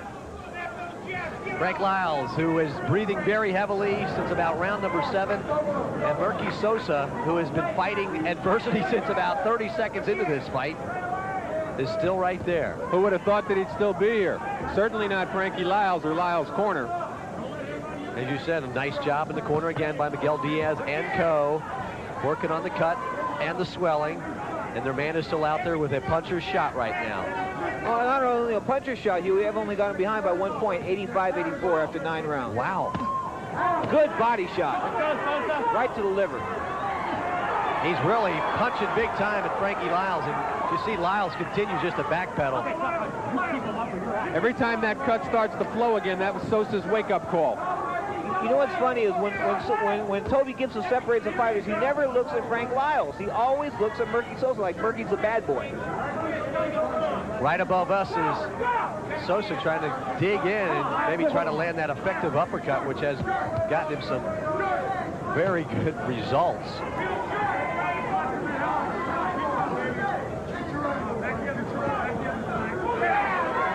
Frank Liles doing some nice sharpshooting from outside, the straight, the jab, and then the nice uppercut. A nice combination by him, and then he holds, and they end up in the ropes. And well, Toby Gibson. Finally. Now Toby Gibson scolds Frank Liles for the second time for holding. One of the reasons that he continues, though, to look at Sosa in defense of Toby this time is that the doctor cannot stop the bout. Toby's taking the advice from the doctor, but the doctor can't stop it. It's going to be up to either the corner or Toby Gibson. Round number 10. Frank Liles and Murky Sosa, 168-pound belt in the NABF, is on the line. And we're on the Bar and Racetrack Network, and this has been a controversial, action-packed fight from about 30 seconds into round number 1. 2 shows in a row for us. Let's not forget how great Lopez Stokes was. And next month, I'm telling you, Orlin Norris and Dennis Andres. That's going to be quite a fight. Andres, 3-time light heavyweight champion. And Orlin Norris, of course, a gentleman who has fought as a heavyweight, has gone down to cruiserweight, feels he can do the most damage at that weight class. Brother, of course, of the what many people consider the best pound-for-pound fighter in the world today, Terry Norris. Well, Orlin Norris ranked #1 by all 3 major governing bodies in the cruiserweight division. Looking to fight Wamba, possibly Bobby Ches in the near future. But he's not going to have any walkover with Dennis Andres.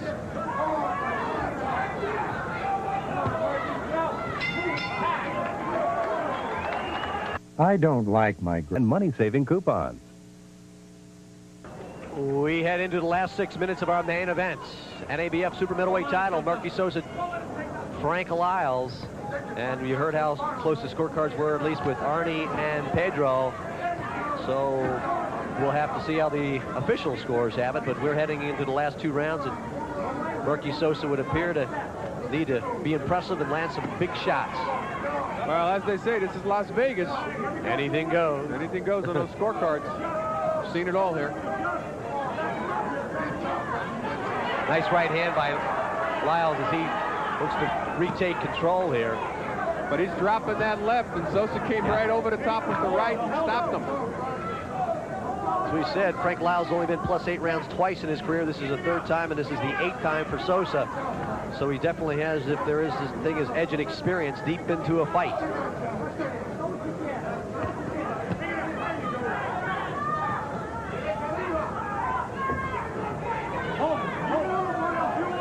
Sosa continues to try to pressure, and Liles shooting that right jab out there and going after the right eye with that left.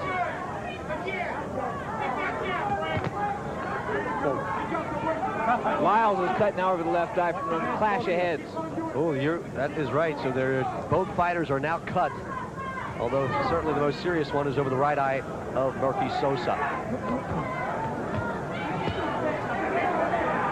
Liles doing sharpshooting from outside. And that cut just doubled in size in Frankie Liles' eyes. The right hand came over the top from Murky Sosa. This could be a strange turn of events. So we get a look at the left now, snaps back the head of Frank Liles. Liles is retreating now. He knows. Look at that cut now on Liles. Yep.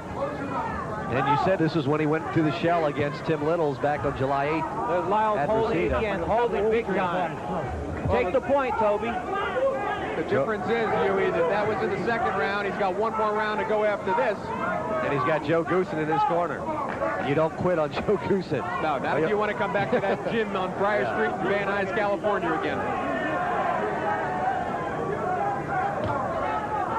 Liles trying to stay away from Sosa. Sosa continues to try to pressure, but has not been that effective here in round number 11 with the wild shots from outside. Another low blow, and that'll be... I don't think that was low. That was on the belt line. Absolutely right, Pedro. It was on a belt line. It was not a low blow. To take a point away at this point in the fight for that, I don't get it. No, I'm sorry. Sosa trying to land the wild right. As you see a nasty cut over the left eye of Frank Liles. The right eye has been cut with Sosa since the 4th round. We talked about referees being overzealous. I remember referee Richard Steele warned Ray Leonard about holding about 30 times.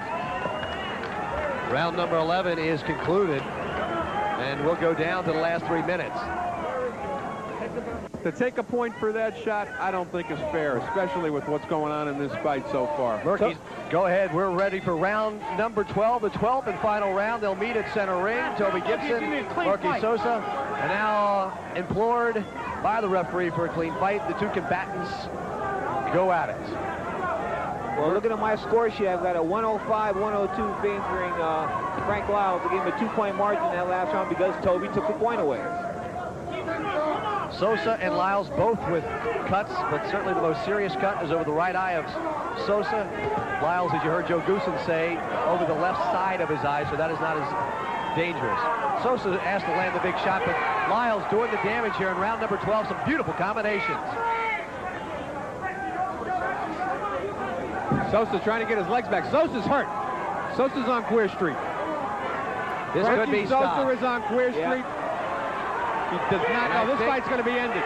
Toby Gibson's looking for an excuse to end it. It's going to be over. But he's trying to fight back. And he should stop it. No, he should stop That'll do it. Murky Sosa held back by the referee, and Joe Goosen picking up his victorious fighter. That was a good stoppage. I think it was a good stoppage. And I got to say this, Wow. Frank Liles got more medals and more medal and more stones than I gave him credit for going into this fight. Murky Sosa scorecard had more deductions than Arnie's tax return, but he'll continue to try to get some things done in the super middleweight division. But there's your victorious Frank Liles, upping his professional mark now to 22-1, winning the NABF super middleweight title with a 12th round stoppage of a game cut, battered, bruised Murky Sosa. There is your victorious Frank Liles. Well, Toby was correct in stepping in this time. Here comes the right uppercut, the left cross. Frank Liles' right hook. Sosa trying to come back with ineffective punches. You know, there's a lot of... We're looking at another angle here. Yeah, this is when the referee stops fight, and justifiably so. The only correct actions I think Toby Gibson took tonight.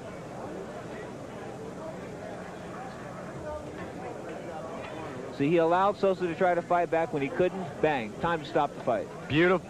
Good stoppage. Chuck Hall has the official time. Up to him.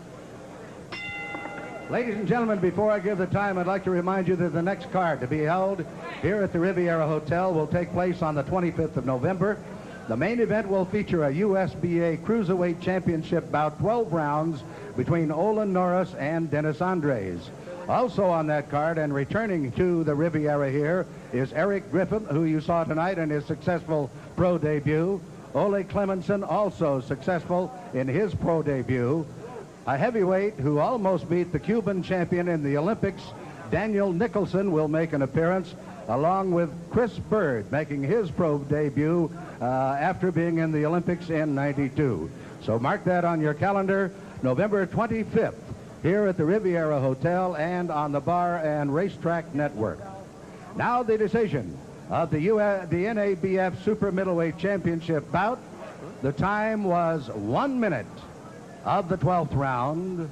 The winner and new NABF Super Middleweight Champion from Sherman Oaks, California, Frank Liles. No one has money to burn, especially 300. And that is Frank Liles, who will wear that belt very proudly. The NABF Super Middleweight Championship belt is worn by Frank Liles, Joe Goosen, and his trainer. And we are set to go up inside the ring and talk with the victorious Frank Liles and Arnie Tokyo Rosenthal. Frankie, congratulations. I mean, did you, with the way the first 3 rounds went, did you expect to see him standing there at the 12th? No, I didn't. But then again, I can say I have to give Murky a lot of credit because I've seen him in the past, and he's never been stopped before. I've never even seen him knocked down. I've heard he's been buckled before, but I never would have thought that I was going to stop him. I knew it was going to be a tough, long, hard road. But I got Joe here, and we've been working together, and we got a new attitude together, and everything worked out really well. And my favorite, and I have my brother in the corner, too. That also gave me added confidence.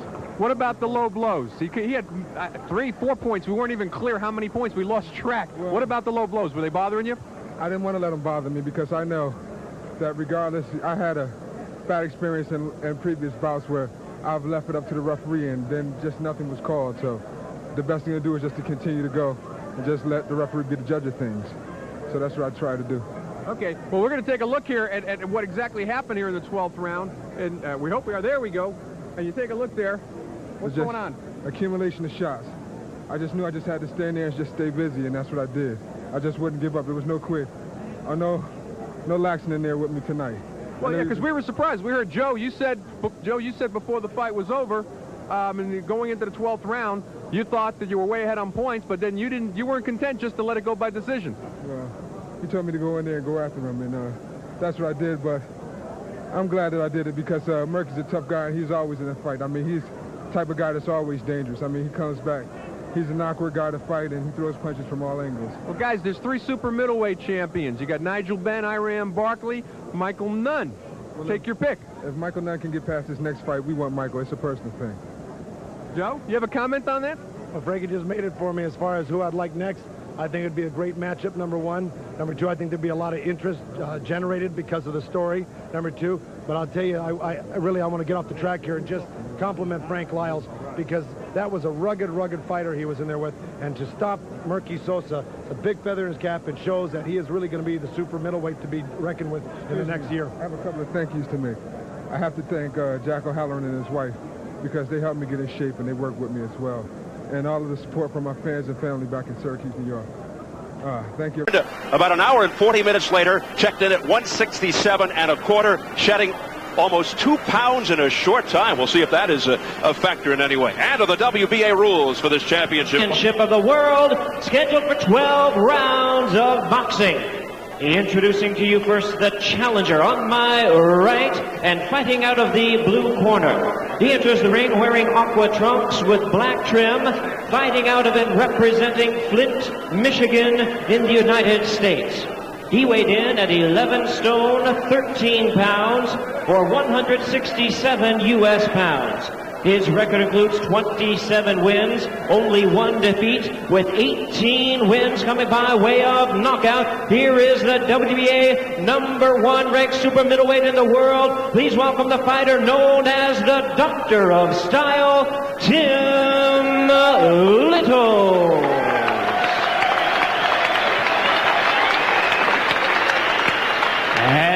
His opponent across the ring on my left, fighting out of the red corners, the defending world champion, wearing white trunks with blue trim, fighting out of Los Angeles, California, by way of Detroit, Michigan in the United States. His weight, 11 stone, 13 1/4 pounds, or 167 1/4 U.S. pounds. His record includes 28 wins, only 1 loss, 1 no contest, with 17 wins coming by way of knockout. Tonight, he is making the 4th defense of his title. Please welcome the defending WBA super middleweight champion of the world, introducing the fabulous Frankie Liles.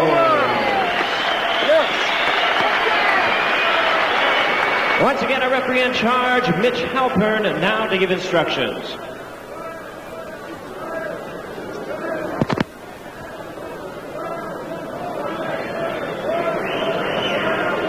All right, gentlemen, this will be a clean fight. Protect yourself at all times. Obey my commands at all times. Any questions? Or touch gloves. Come on, touch it.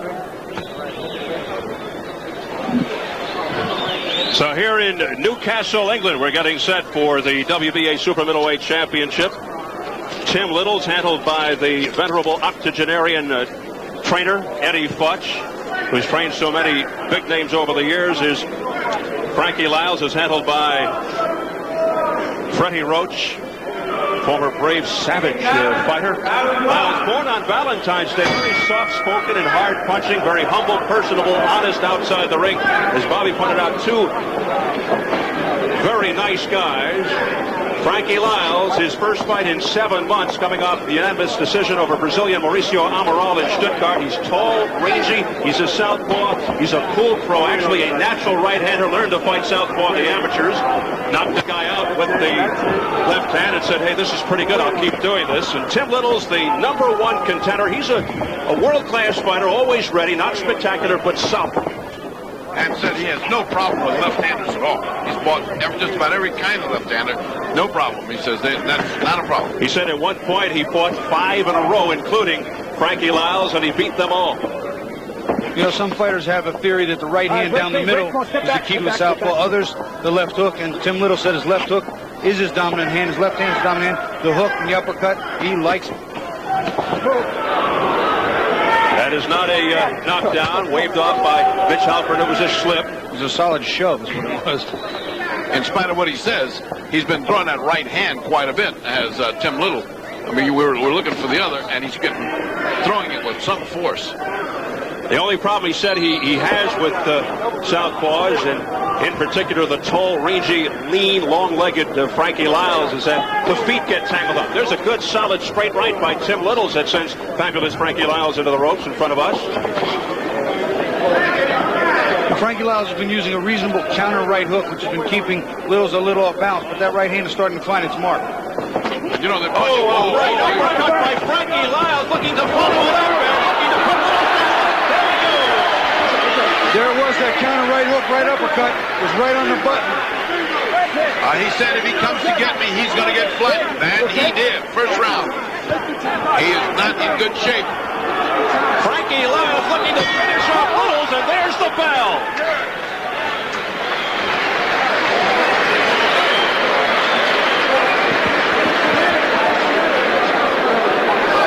There could be something wrong with the bell, as you saw our clock said about 56, 57 seconds. I think it was a 2-minute round. It was only a 2-minute round. It was a 2-minute round. How do you like that? And Tim Littles went to the wrong corner. He went to a neutral corner. So the argument from the Frankie Liles corner, they're screaming it was a 2-minute round, and Tim Littles off the hook. Well, that right hand was bounced off, and then the left just crunches Littles as he goes down, and he gets up in bad shape, Bobby. Yeah, you know, that right uppercut and then the right hook behind it again. He's in trouble. You can see there he's totally stunned. Another right hand that doesn't really land. Eventually, the straight left is what puts him down. Major controversy here at the beginning of the fight. What a break for the challenger, Tim Littles, who looked like he was ready to go in the first round. It was a 2-minute round. Well, there's a lot of shrugging going on all around ringside. All of the officials are just kind of going, well, what can we do? But boy, what a big break that was for Littles, who looked like he was on his way out. So it's round 2. And we certainly hope this goes 3 minutes. Well, they've already set up the appeal with that. And Frank Liles gets wobbled by a right hand. Liles is staggered. Oh, and down he goes, but he's pushed by Littles. WWF tactics here.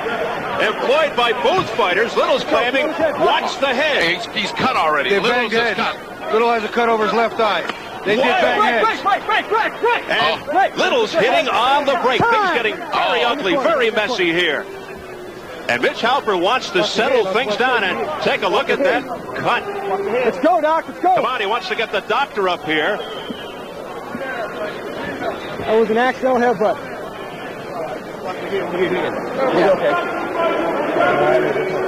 You okay? Fish off the headbutt. Look at that cut by the left eye. Okay, put me go. Can you see exactly where it's located? It looks like it's in the eyelid, and that's not a good piece of news. Oh, low blow by Littles. And Mitch Halper has to caution Tim Littles. Oh, this is a foul fest from the start. Man, what a straight. Oh, look at this. Holding and hitting now by Littles. And it gets worse and worse. Hey, that's behind the punch and 2 kidney punches.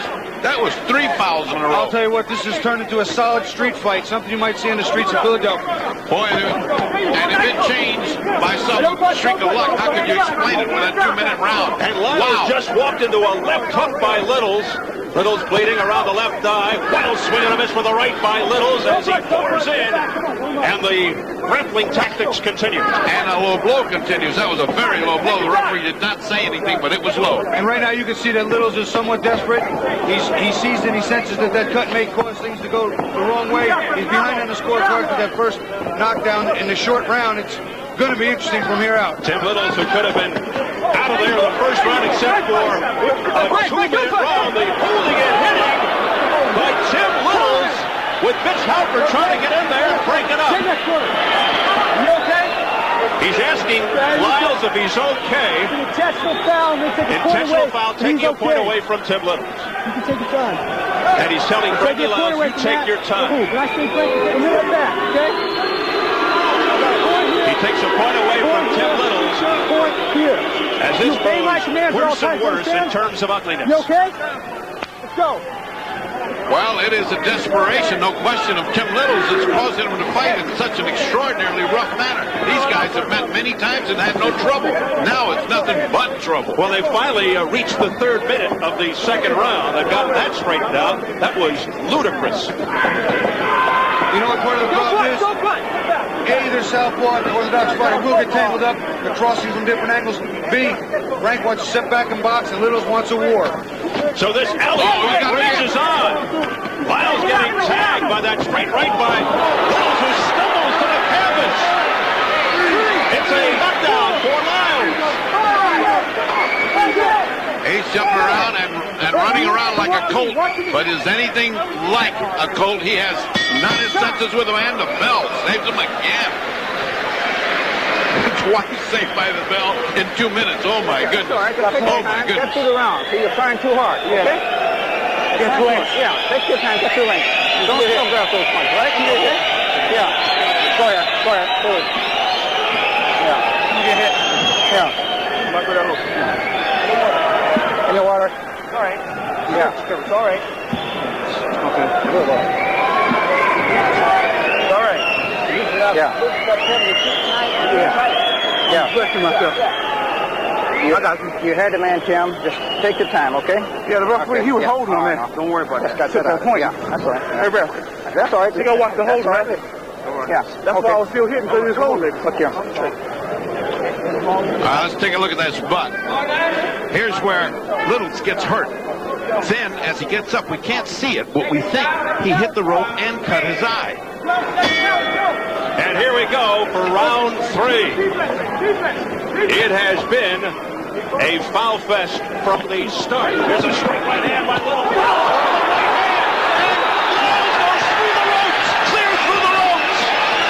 I tell you what, it was the right hand, not the left hook. Like I said, down the middle, he hurt Frankie, he hit him again, and he hurt him again. The champion says he's all right. We resume round 3. Wild swings and misses by one fighter. The wrestling tackles. Timeout called by Mitch Halford. As Liles just bodily threw Liles to the canvas and gets right in the face of Liles. He said he'll take another point away if you do it again. Well, he's pretty soon going to have to start talking about disqualifying because Liles is almost out of control. He's doing everything you can do in a street fight. Eddie Fletch told me in the corner, he said, don't get carried away. You're over anxious. You got him. Just relax and do your toe. Blown by Tim Liles. And Mitch Halford warns him again. Mitch gave him a break that time because that was a very, very strong punch, and he'd warned him before. I mean, he could have taken a point then. Liles has got to settle down. I'll tell you what, Frank doesn't appear to have his head completely cleared, but he's moving smart and staying outside, and he's holding on when he has to. Very frustrated, obviously, for Liles, hating to be held while he's in charge. Tim Liles going in like a wild man. Combination of the head by Liles.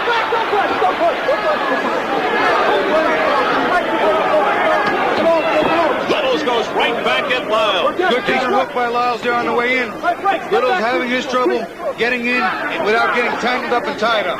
It's like these two guys got magnums. They're just shooting at each other and seeing which one can hit first. Because both of them are shooting power shots. Straight right hand by Liles, right above us. And again, he pushes Liles to the deck. No knockdown. Somewhere along the line, he's got to warn him about that throwing a fighter down. How many times has he done that? Well, you know, that time I don't think he really did. I think he just pushed him off, and Liles just kind of went down. That one didn't look as blatant as earlier. And then Liles flailing away, and Liles just hangs on to him. And Liles in trouble right there for a brief moment. Boy, anybody that said this was going to be boring, and I'm one of them, just game is dead wrong. This is a war. And both workmanlike, gutsy type fighters. This very uncharacteristic of their styles if you look at their ring history. Well, I'll tell you what, something you saw in the interview with Tim Liles, he said he had to impose his will, and he didn't want to be broken. He's showing that. He was hurt early and came back strong. But Liles said, let him come get me, and I'll uppercut him to death, and he's been doing that. He has been, both men have been imposing their will. What a fight. The pace has not let up. We come up to 15 seconds remaining of the third round. Oh, Tim Liles, what a beautiful counter right hand. A perfect counter right hook. The same thing that got him in trouble the first time. He staggers to his feet. Forget about it. It's over. Once they land on their face, they don't get up, and he landed flush on his face. What a fight. And what a finish. A ferocious right hook by Frankie Liles, who points his fist at our table saying, who's the champion? Frankie Liles did what he had to do. He got hurt, he waited, and he knew Tim Liles was going to keep running. Keep jumping, we're anxious, a little careless. He set up a beautiful counter right hook, lights out. But for these two guys, Bob, these two guys that claimed they were going to have a chess game, forget the chess game. They were throwing rocks at each other. You know, Liles people said 6 rounds, and Littles thought it might go to distance, but he sounded like it was going to be a fight. I think the cut kind of forced it. This was a chess game with real swords and real horses. I mean, they really went at each other. That was some kind of fierce fighting.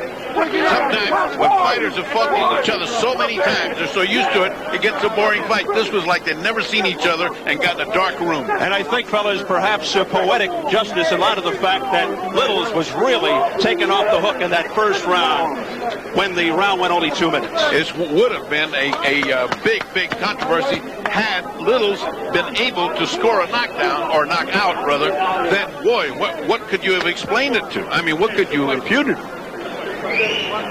And how about Mitch Halpern? This guy deserves hazard pay after what he just went through. And what the kind of fouls and the kind of intensity that we saw here. It seems like almost every night that we have a Showtime fight, we come across one of these nights that's just the acme of violence. And thank goodness Tim Littles is okay. He gets up to the cheers of the crowd. Good atmosphere after a very wicked atmosphere during the fight. We have an old saying in the gym, too, sometimes when they fall face first, normally you don't even have to count, just get their row. But he walked into a clean shot. Liles set him up, waited, caught him coming in, used his own momentum, a quick, clean, sharp right hand that I don't believe Tim Littles ever saw. Liles showing his punching power. Boy, and had this thing going on, he had dug himself such a huge hole. Not only was he going down every round, but they took a point away from him. So he was 20-15, and it was only the second round. So it is redemption for 31-year-old Frankie Liles, retaining his title and exacting revenge. Well, let's take a look at this fantastic finish. And we'll look at it from every corner. So I'm sure that's about as good as he gets with a right hook. That's about as good. Look at the way he landed on his face. Bobby, take the next one, which is going to be the same thing, Bobby. It's going to end up the same. Once again, you see Littles coming in. As Eddie Fudge said, he was being a little careless, too aggressive, over-anxious. Okay, gentlemen, I'll give you both your instructions in the dressing room. Give me a clean fight, watch your heads inside, and obey my commands at all times. Good luck to both of you. So there's a look at Frank Liles. He's 16-0, has the 10 knockouts. And in the other corner, L.J. Tiger Canty. So we'll see what the Tiger has here.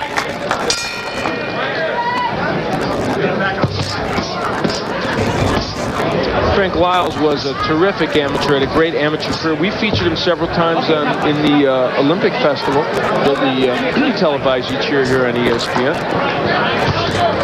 Well, a good right hand by Liles, just caught Canty on the way in. There you see the knockout percentage. Liles once not considered that good a knockout puncher. He's been working on that. He's had his share of knockouts. A big one came in January this year, right after he hooked up with the 10 Goose people. I'm going to see the knockout Tim Williams, who was once quite a contender in the middleweight division. Very good win for him. And Canty now just unable to get in as he did at the very beginning of this fight. Nice right hand again. Canty had a 3-fight win streak before he got knocked out by Floyd Weaver, one of the Weaver triplets, brother Mike. And I'm sure he saw them all that night. He got hurt with that right hand. Liles has improved his right hook markedly from when he was an amateur in his early days as a pro. Well, this is the night of the knockouts, isn't it, though? And you can really see another one coming here, too, if Canty keeps charging head first like that. And he is leaving himself wide open. Frank Liles, probably a matter of time before he nails him with something really big.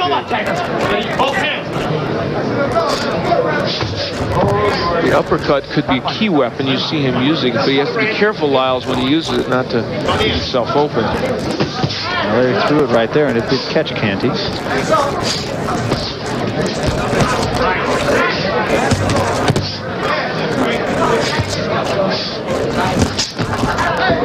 Lunging right hand by Canty. Left hand by Liles knocks Canty backwards. I can predict that this one won't go far. I think you would be right in doing so.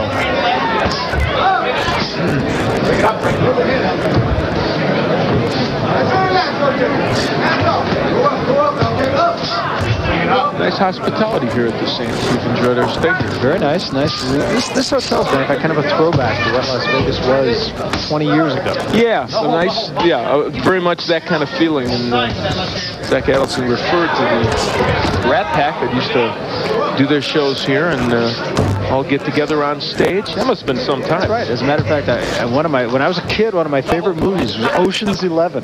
There you go, featuring the whole Rat Pack. And you and I are probably the only people in America who remember it. No, there better be a couple. Boy, Frank Liles just doing a number on Canty, landing really pretty much whatever he wants.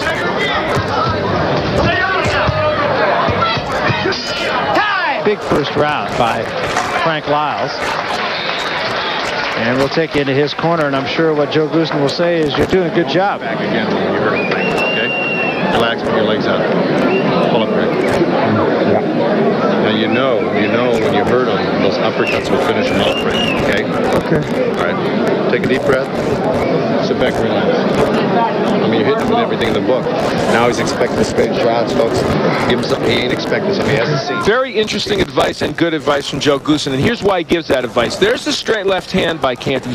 Liles has hit Canty with almost everything except a real good uppercut, and that's the point Joe Goosen's making. So keep on working it. There you go. Give him a different look on the rope when you hit the ropes. Spin off, catch him with an uppercut, Frankie. Uppercuts are the punch of the day. Get it down, Tom. Punch of the day, says Joe Goosen. Only he would do. I'm surprised he didn't say punch du jour. Punch-o-rama. Early on, we were listening in one of the boxes with Kevin Childress, called him Mr. Goosen, and he said, call me Holmes, call me Joe, call me anything, but not Mr., please.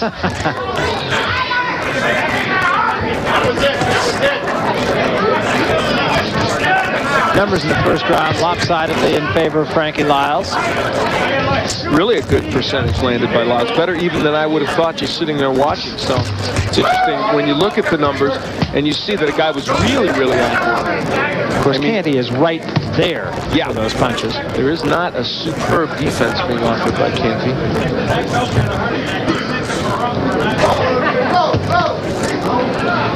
Canty a lunging right hand, but he comes at you face first.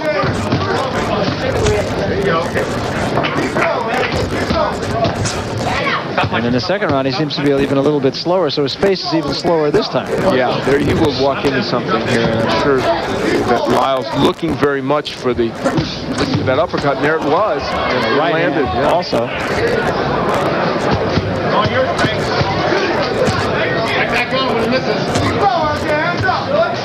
Frank Liles said today to us that he thinks he's ready for a top 10 contender now. He'd like to fight one. Yeah, you know, I was going to ask you, what does a fight like this really do for a guy like Frankie Liles? Well, he's not going to learn anything, I would think. not in this one, because Canty is not offering him. He learned from Tim Williams, even in knocking him out in one round, more than he would here. He needs an interim fight probably even before that top 10 guy, somebody in his division that he can really work with. Nice straight left hand there. Stop punching. Stop punching. Of course, Liles was fighting as a middleweight, now in the super middleweight category, which isn't a bad weight to be in these days in boxing. Not super money, but there's lots of good options open to you, and you can get to a world title shot pretty quick. Liles does leave himself a little bit open, but against a guy like Canty, you can get away with being careless, but when you take that next step up, you just can't. No, and Frank Liles is not probably putting the power behind some of these shots that he would like.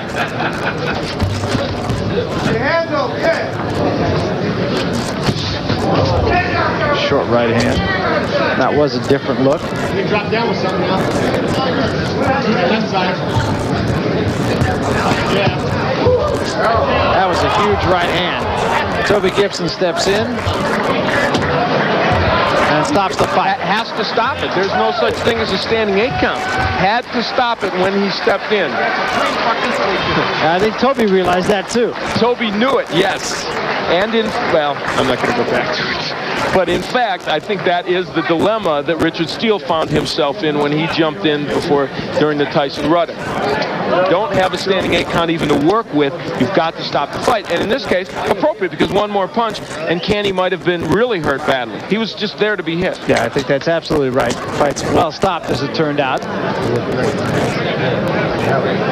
And we'll look at the end and we will see it, where Liles really, really hurt Canty. The right hook hurt him, and it was a delayed reaction. And there's Toby Gibson. Once again, it was, boy, you talk about being almost the same thing as Richard Steele. He didn't really, he thought that Canty was going down, and when he looked around, Canty was on his feet. And could I tell you the truth? Toby was just luckier than Richard Steele. Yes, he was. Although he saw, what he saw here that was different than the Ruddock match was he saw a fighter who was just wobbling around the ring as opposed to a guy that was thrown into the ropes. And so it turned out okay for him. That is interesting, though, because in microcosm, that's exactly what the big brouhaha was here in the big fight just a couple of weeks ago. Here's Michael Buffer. Ladies and gentlemen, referee Toby Gibson stops the bout at 2 minutes, 45 seconds of the second round. The winner by TKO, still undefeated. He's now 17-0 with 11 KOs, Frankie Liles. So Frankie Liles remains undefeated at 17-0, and I think what can be said about this fight is, well, it's a W. That's about all you can say about it. Canty is now 8-1 and might possibly be thinking about a day job. Yes, indeed. 3 big wins, and this man, Frank Liles, produced one of them. Frank, this was a match in which you had a guy who was coming in and was wide open, but you did what you're supposed to do. You hit him. Exactly. Well, he was open for a lot of shots, and I wanted to work also. I thought his record would be pretty deceiving because most guys with a record like that, they've been around a long time. They know how to hang in there. Yeah, and he had 3 wins before he lost to Floyd Weaver. You look like you've got a lot more power in your right hook. Is that an accurate statement? Yes. Well, I've been working on power and a number of other things with Joe. You know, and also I told you I was working on working to the body also. That's true. You did indeed. Joe Goosen, since Frank Liles has come under your tutelage, what is the one thing you've been working on the most? The power, the body shots, what? Well, yeah, basically, to tell you the truth, if Frank was getting the left hand more involved in his game, he's got a great right hand. You see how he goes to that right uppercut, the right hook a lot. He's got a tremendous jab. It was the left hand that we were working on. Unfortunately, if the rounds would have gone on a little bit more, you would have seen some great liver shots with that left hand that we were working on. And the uppercut a lot, even though it didn't come into play the left hand, but the right hand did tonight. He's been hitting the bags a lot. He's been dedicated, working hard in the gym, running hard. When you do that, you're going to get stronger, you know. Frank, part of the thing you talked about this morning was the fact that you think you're ready for a top 10 contender right now. Do you feel that still? Well, I feel like I still have some things to learn and some things to work on, but I'm a man of the moment. As the competition gets better, I get a lot better, sharper, and stronger. So I'll leave that to my handlers now. You know what I mean? That's a good line, man of the moment. Is he ready for a top 10 guy? Well, I think it's pretty apparent that he is. You see, he's got... That's what I meant. He definitely is. He's such... Yeah, I knew that, Al. And just since you knew it, I just wanted to remind you of it. But he's got something about him in that ring that he's got a lot of charisma. You can see he's fluid. You can see he's under control, and he's just going to get better. We've only been together 2 months, and as we work and get to know each other longer and better, we're going to work together and prove each other. But I see him busting in this top 10 in the next 6 months easily. As a super middleweight?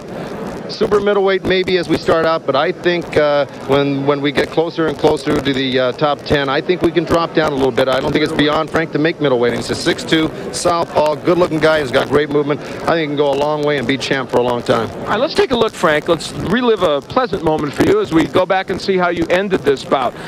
Did you think it was appropriate for the referee to step in? We did. Oh, well, yes, I did. He was getting hit with a lot of shots, and I was definitely going to take him out anyway. So yeah, I started to hit him again, but I said no. You know what I mean? I caught myself, and sometimes it's usually hard for me to catch myself. Well, that's an interesting point. You decided what's the point in hitting him at that point, didn't you? Exactly. Because I had him set up. He was ready to go. He didn't have much left. I was able, at first he started putting the pressure on me, and I had to move side to side. I had to use a lot of movement. If you notice, that was right when Frank was going to use that left uppercut. There you go. See, he would have gotten it in for you. Frank, congratulations. Can I say hello to everybody? Well, my new friends in Van Nuys, Neil Miller, and my old trainer Dave Shoulders, and my people in Syracuse, New York. All right, congratulations. 30 km de Miami pour rencontrer ce grand Frankie Liles, un gaucher très efficace, une allonge dont vous allez tout de suite, lors du travelling des caméras, découvrir l'immense allonge de ce Frankie Liles qui mesure, je vous le rappelle, presque 1,90 m. 30 ans pour les deux athlètes. Voilà le torse de Liles. Alors, il y a tout de même quelques précisions à apporter. Il a récemment ressenti une douleur au coude gauche et il ne s'en est pas encore remis. Et puis, il n'est pas très apprécié de Don King. Autant de raisons de croire que ce soir, sur ce ring américain, eh bien, Frédéric Sellier a peut-être sa chance. Saura-t-il la saisir? Question, bien sûr, dont nous aurions connaître la réponse, mais Frédéric Sellier est maintenant très concentré. Autour de lui, il y a Alain Ruocco et puis Chuck Talamy, l'entraîneur américain bien connu qui a longtemps entraîné des Français, dont Christophe Thiozot, qui était le dernier champion du monde français dans la catégorie des super moyens. Frank Liles, 26 victoires, une défaite, 16 KO au cours de sa jeune carrière. Et n'oublions pas qu'il a conservé son titre de champion du monde en battant au mois de décembre 1994 Michael Nunn. C'est une référence, c'était à Quito, en altitude, et il a obtenu ce titre au point, alors il était devenu champion du monde en battant Steve Liles au mois d'août 1994. Première reprise, et là, on va tout de suite regarder comment Frédéric Sellier aborde ce championnat du monde. Il sait que c'est en rentrant dans la garde de Frank Liles qu'il peut décocher sa droite, qui est très efficace. Et l'Américain, lui, observe ce Français qu'il ne connaît pas. Un droitier, le Français, contre un gaucher très grand, dont on connaît la précision, mais dont on connaît aussi une faiblesse à mi-distance. Pour l'instant, Sellier réplique coup par coup, et si une bonne droite est passée.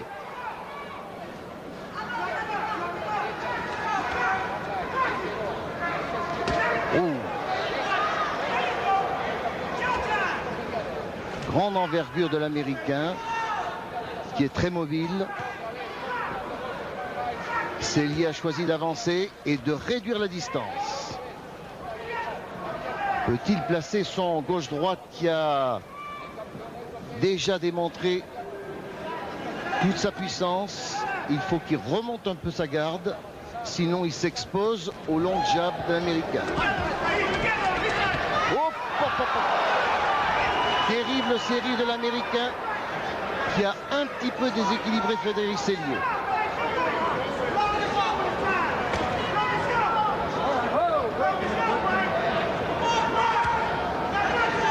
Ça sent la poudre. L'Américain a décoché une belle série. Et c'est vrai que Frédéric Sellier a fait connaissance avec la puissance de frappe de Frankie Liles. Un peu contracté le Toulonnais, mais il a toujours difficilement démarré ses combats. Et là, il a été touché de plein fouet par une terrible droite de l'Américain. Mais Sellier tient bien pour l'instant.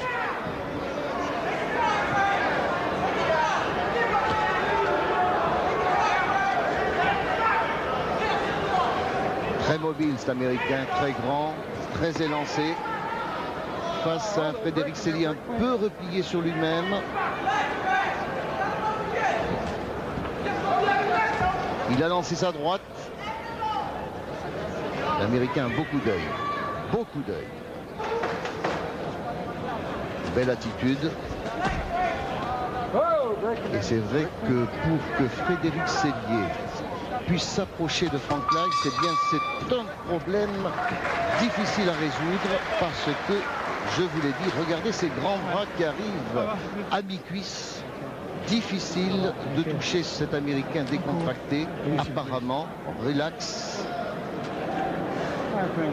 Et n'oublions pas que dans le coin de Frankie Liles, son manager Jack O'Halloran a été un ancien poids lourd, vous le verrez tout à l'heure. Voici donc la petite série qui a failli effectivement déstabiliser Frédéric Sellier. Se lance un peu à corps perdu, Frédéric, tête en avant, c'est dangereux, avec un Liles qui a une très grande précision pour l'instant au cours de cette première reprise, qu'il a normalement remportée. Deuxième reprise. Ah, quelle différence d'allonge, c'est flagrant à l'image, mais sur le ring ça doit être encore plus efficace. Allez Frédéric, long direct du gauche pour s'approcher et ensuite la droite s'il le peut. La garde est belle chez l'Américain, très haute, bien repliée.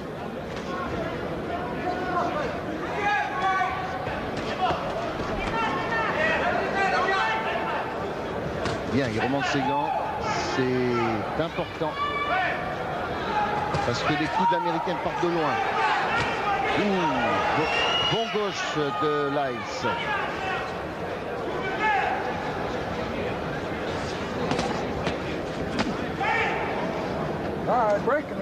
Tactique de l'Américain, porter des coups et puis s'accrocher. C'est souvent ce que l'on a vu contre Michael Nunn. Mais là, pour l'instant, il a bien compris comment il fallait boxer face à Sellier, alors que Frédéric a du mal à s'adapter à ce gaucher très mobile.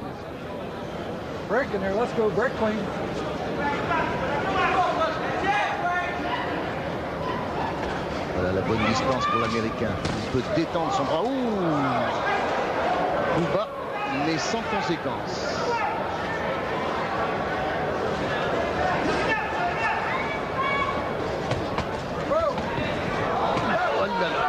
Fouet, 2 points, oui, 2 droites de l'Américain au visage de Sellier, qui n'a pas été pour autant déstabilisé. C'est bien, il est confiant, mais attention, il me fait peur cet Américain.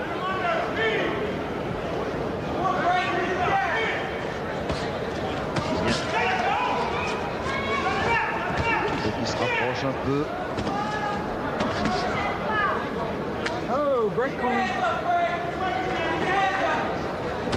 Là, il se boxe très bien en retrait. Et Sellier est obligé d'avancer, de s'exposer.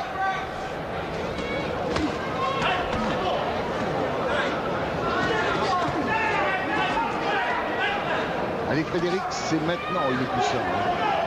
Là, il est très puissant dans ses retraits.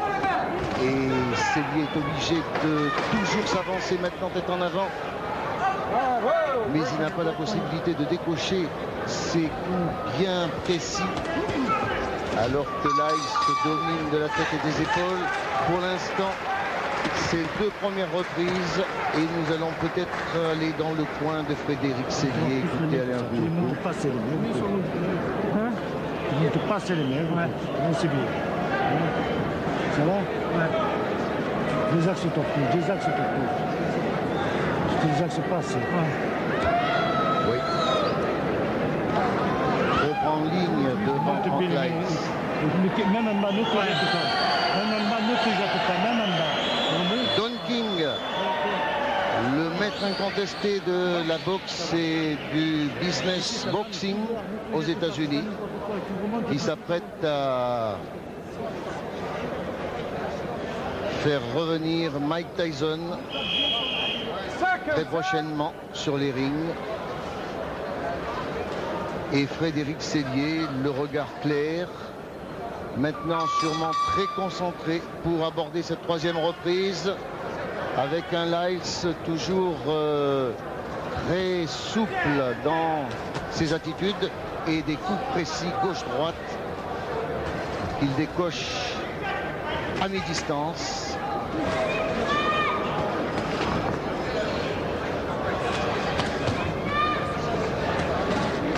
Oh là là. De droite en contre de Liles qui ont touché Frédéric Sellier qui s'avance courageusement.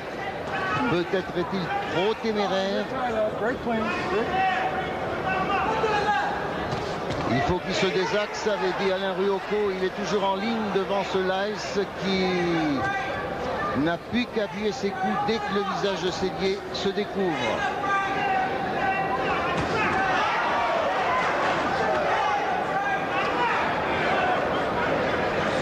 You're tied up. Very clean. Step out. Step out.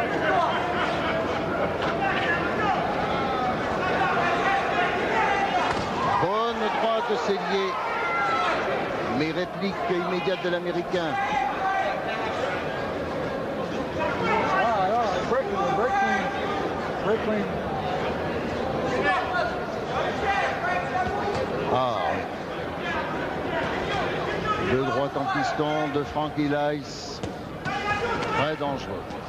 Ah, il voit clair. Hein. Encore une série, mais Sellier s'avance encore courageusement et réplique à Liles dans cette troisième reprise. Bien, la droite de Sellier est passée. Attention de ne pas taper derrière la tête. Sourire de Frankie Liles, qui ne semble pas du tout déstabilisé par cette petite touchette qu'il a reçue effectivement derrière la nuque. All right, let him alone, Frank. Break clean.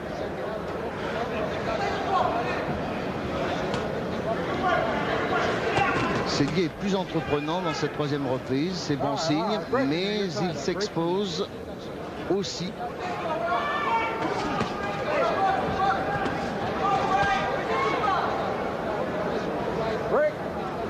Step back. Allez. Ouf. Encore les droites de Liles qui passe. Oh là là. Et Sellier qui poursuit. Courageux Frédéric, courageux. Évidemment, il n'y a pas le public de Toulon derrière lui pour le soutenir.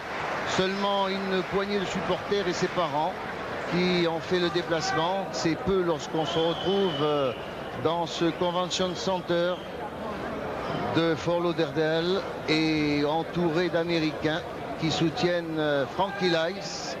Vous voyez cette magnifique salle où Don King organise fréquemment de très grandes réunions de boxe. Et bien aujourd'hui c'est Frédéric Sellier qui est à l'honneur sur ce ring où il dispute un championnat du monde et rien n'est gagné parce que Frankie Liles me paraît bien comme tenant du titre un solide combattant.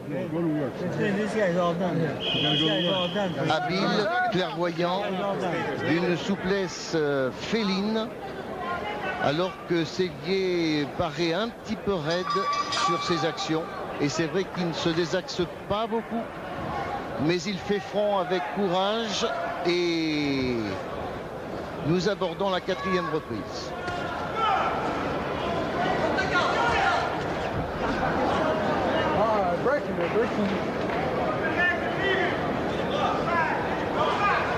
Il bouge bien Liles. Oui, attention au coup bas, dit Monsieur Connors. Attention au coup bas. Petite remarque.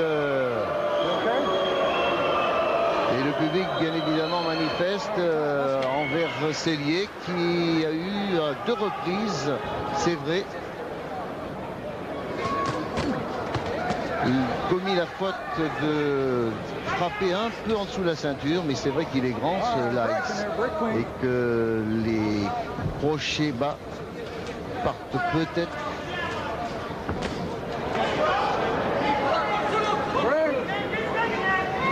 c'est en corps à corps que Frédéric Sellier a peut-être une chance de s'approcher un peu plus de ce Liles et de placer sa droite.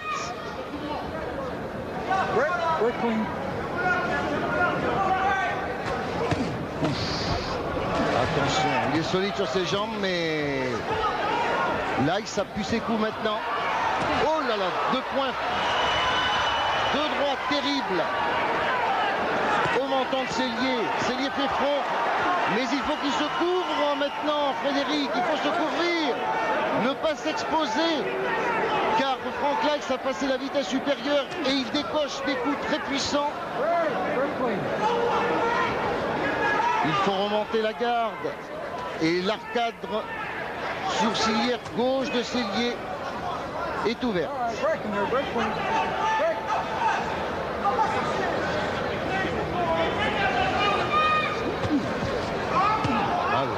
Quelle force de frappe ce Liles.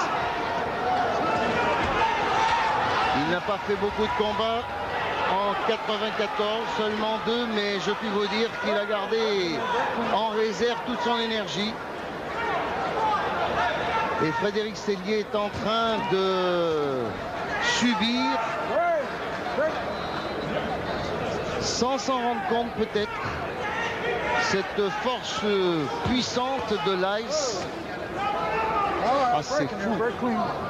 Ces coups gauche-droite. Sellier doit se couvrir encore. Il avance courageusement. C'est trop. Ouh, le gauche de Sellier est passé au menton de Liles. Et la droite aussi maintenant.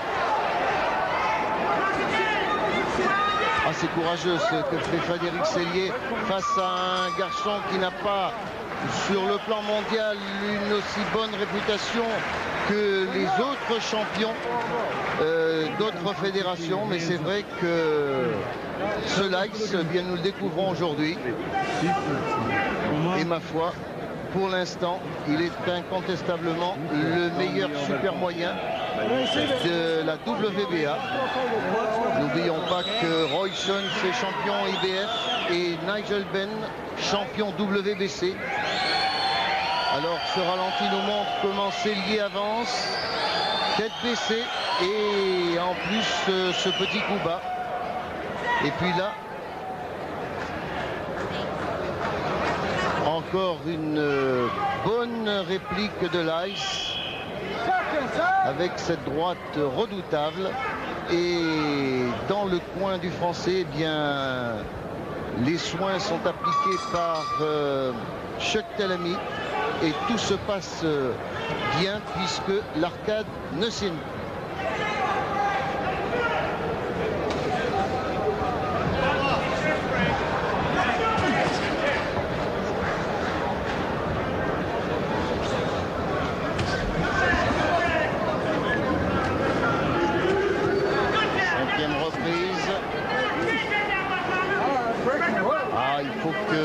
Frédéric Sellier ajuste ses coups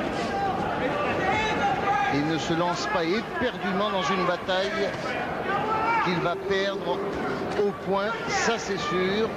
C'est donc maintenant sa droite qui peut trouver l'ouverture et renverser un pronostic qui lui est maintenant défavorable puisque Liles, à mon pointage, a 4 points d'avance.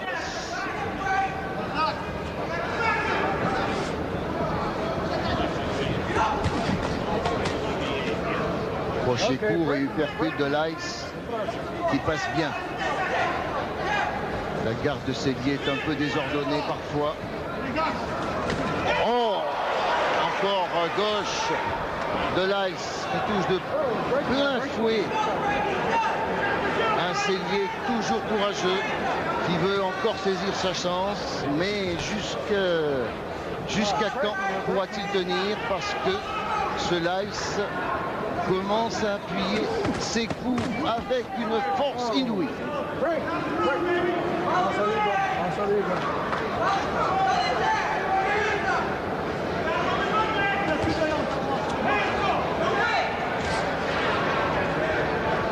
Et oui, avec ce long direct du droit, eh bien Liles maintient à distance le français Et ensuite, eh bien, il peut enchaîner ses coups à sa guise. Mais Cellier est courageux. Courageux de tenir comme ça.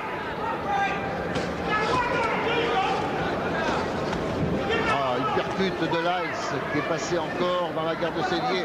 Un deuxième. Et Frédéric, d'un air désabusé, se dit « Je ne trouve pas la solution ». Ce petit hochement de tête signifie bien qu'il est mécontent de son travail. Par contre, là, il se déchaîne maintenant et Cellier s'accroche.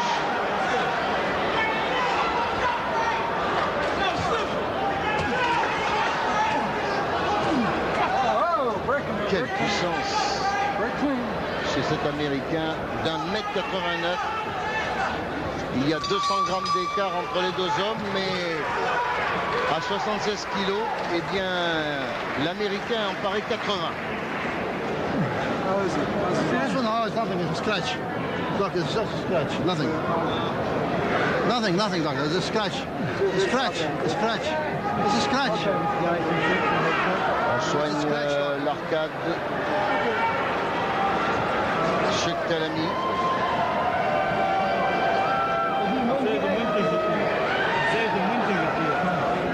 Une arcade qui a été fragilisée au fil des championnats d'Europe.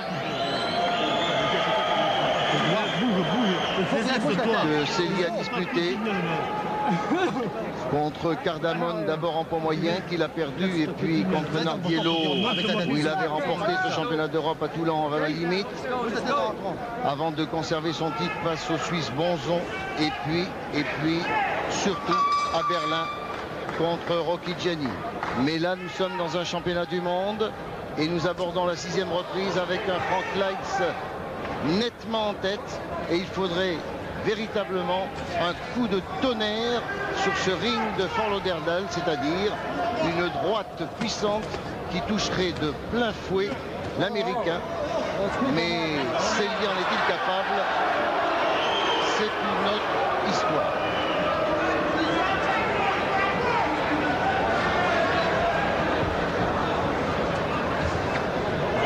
Surtout que l'Américain bouge bien.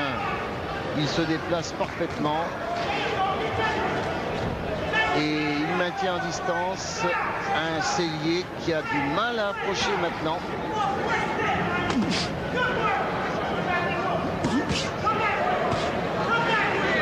Il a beaucoup rencontré de gauchers, Cellier, mais c'est la première fois véritablement qu'il n'arrive pas à s'adapter face à cet Américain à la boxe très variée, faut-il le préciser.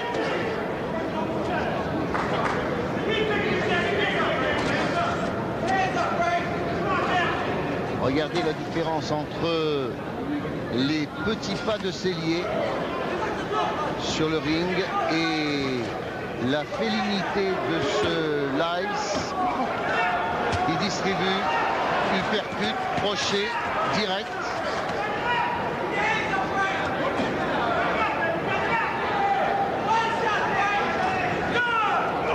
Oh là là, touché. Cellier touché à la 6e reprise par une terrible droite. Une terrible droite de Frank Liles.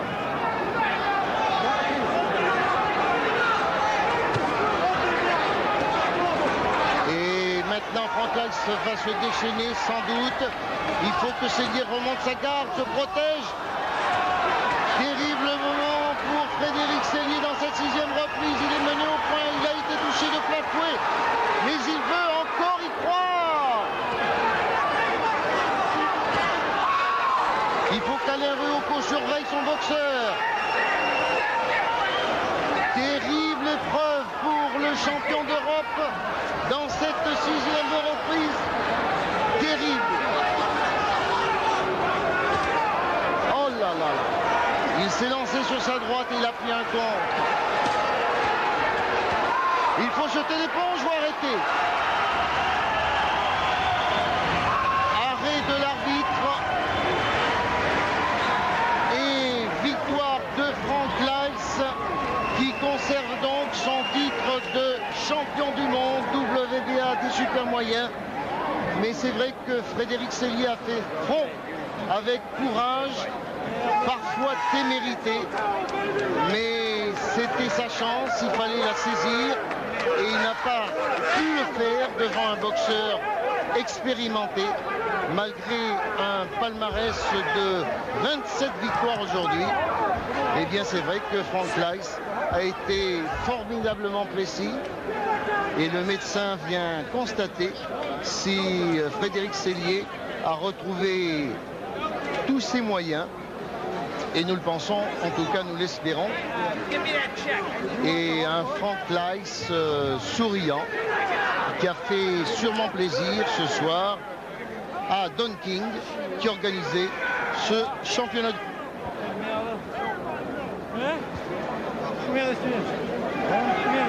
Voilà Don King qui félicite donc Frank Liles, et maintenant au ralenti les moments les plus terribles pour Frédéric Sellier, déséquilibré d'abord par un direct de Frank Liles, mais c'est surtout là avec cette droite en piston enchaînée que Sellier se trouve déstabilisé, et puis ensuite il subit en contre sur cette droite. Il s'était lancé Sellier, c'est là qu'il a été pris, et puis ensuite eh bien l'Américain distribue 2 crochets courts au visage de Sellier, et monsieur Connors, Bill Connors, l'Américain, a bien fait d'arrêter donc ce championnat du monde qui devenait très difficile pour le Français Frédéric Sellier, qui a maintenant l'opportunité de revenir au niveau européen, retrouver le titre de champion d'Europe qu'il a laissé. Et ce sera sans doute l'occasion pour lui de démontrer que s'il est encore l'un des tout meilleurs Européens, il n'est pas de la dimension d'un champion du monde tel que Frank Liles.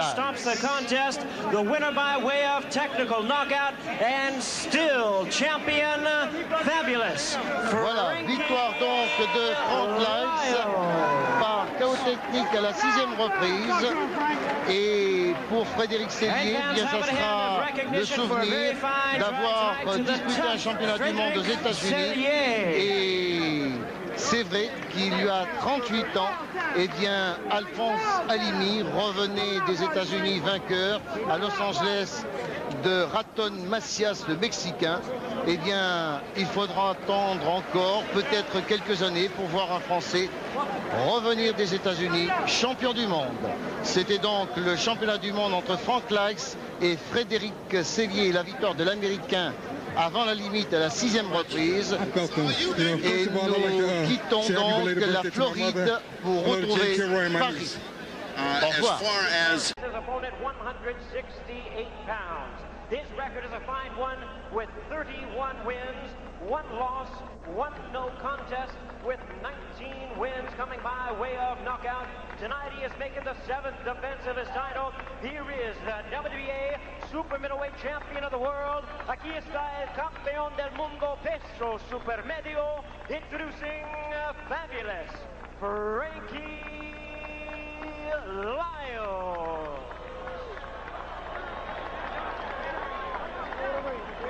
Once again, a referee in charge. Our referee is Waldemar Schmidt. Let's go, Frankie. Let's go, Frank. Let's go. 12 rounds, title fight. I expect a tough fight, but also a clean fight. You shall follow my instructions at all times. There will be no holding, pushing, or pulling. 3 knocked down, 1 round is be waived. The bell will not save you in the whole fight. Any questions? Ready? Good luck to both of you. Well, I'm not sure what Waldemar Schmidt was searching for there in the trunks of Shkolnikov. As we take a look at the underrated Frankie Liles, he did beat Roy Jones Jr. in the amateurs. Comes off a hard-fought points win over a game Zafaru Balagu. has victories over top contenders Tim Littles, Michael Nunn among his 6 successful defenses. Under the watchful eye of Richard trainer Vladimir Kushner, Andrei Shkalikov. In the same stable is WBA lightweight champ Orzabek Nazarov and former Russian welterweight champ Andrei Pestriev. Both here to lend support. So we'll see how this one goes. Frankie Liles in the white with the blue trim, a southpaw, but a natural right-hander, so he does have power in his right. But as Bobby pointed out earlier, he has been working on developing a hard straight left. Yeah, and he thinks this is going to be the perfect type of fight. Shkalikov comes in square, a little bit straightforward, as you can see. Not a whole lot of movement. They say he tries to move his head from side to side a little bit, but not a lot. Frankie's got a clean target with that straight left. And because of the sizable height and reach advantage for the champion Liles, wouldn't both of you agree that Shkalikov has to try to get inside and do damage to the body? Well, I tell you what, Andre looks frozen as an Arctic ice floe right now. He's not doing much of any. That's the first punch he threw in the whole fight so far. He just looks like he's mesmerized in front of that right popping jab. Well, if he does that and stands there long enough, he's going to get hit hard. He's a straight-up European-style fighter, is Shkalikov. Told us he has no problems with southpaws. He said he planned to start fast, although Kenny Adams, who's Liles' trainer, former Olympic trainer, who once worked Shkalikov's corner, said he saw the Russian as a slow starter, and that seems to be the case here. Well, the Russian so far has only thrown 2 good shots. There's a third attempt anyway. He had a good clean left hook counter he landed, and a straight right down the middle. He's not really working in behind the jab. He's not closing the gap. Frankie Liles will sit back and box all day and use that kind of combination power. 1, 2, bang, There's bang. that straight left. Yeah, that's the first left that he's dropped, and he's been setting up with the jab. This guy doesn't move. You notice there's no movement. He's not going one way, he's not going the other. He's bouncing up and down in front of him and coming straight in. I mean, he should eat that up. Liles should eat that up. This guy's not giving him any kind of movement. Shkalikov, primarily a left hook type fighter. He's in good condition. Will bob and weave from time to time. He'll give it the effort. We saw a guy like Tim Littles come out winging from the start, starting quickly. Sure, he was on the canvas, but he also had Frankie on the canvas. You heard Frankie a couple of times. Shkalikov has to close that gap. He has to shut that distance down, and he has to make more of a war of it if he's going to be in play, because he cannot win this fight at that range, Steve. And Shkalikov also wings his punches, but you're right, he's got to get inside. He's got to throw straight shots to the body. There was a nice right hand to the body, but no left hook up top, no follow-up, cannot get in, one and out. And Liles is very dangerous as a counter puncher. He just loves people coming in and punching because he is one of the finest counter punchers in this business. Shkalikov can take a punch. And a winging left hook there that missed by a mile by Shkalikov. Final seconds of round 1, scheduled for 12, the WBA Super Middleweight Championship. Come on. That one wasn't too hard to score. All right, Frankie. No problem. When he's trying to rush in. Well, look like he's going to use more right hand now. But you got to utilize the jab more, okay? He's going to be trying to use more right hand. So what we're going to do to be able to counteract that, Frankie, you're going to move a little bit to the right side, okay? Pop the jab. Move to the right side. Pop the jab still. Give me the straight left hand. Use the jab all the time, Frankie. Don't try to rush anything else. Although that was a good left hand.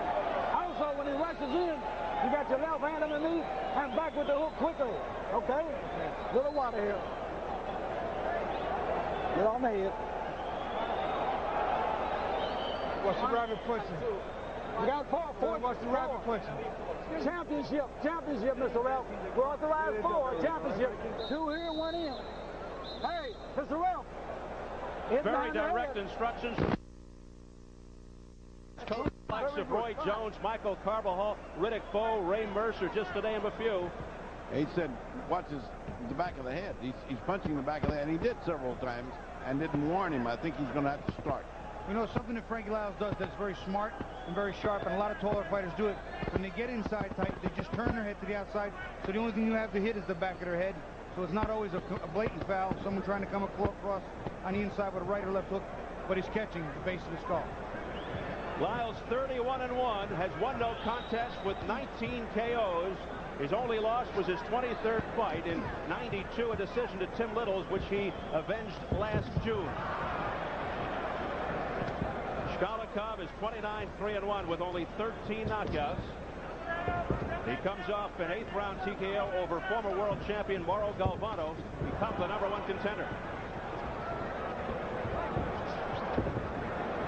The Russian seems to have his timing down a little better now. He's making some body feints, stepping with his punches are more effective. Front leg, he's dipping his shoulders, making some nice moves, but his combinations are not in bunches yet. 1 and 2 and out. And Frankie is punching 1, 2, 1, 2, 1, 2. I mean, it was on a 1-2 feast there for a while. And Liles, the southpaw, relies mainly on his hand speed. He has tremendous whipping hand speed. But look out for the right hook and the straight left. There was the straight left by Liles.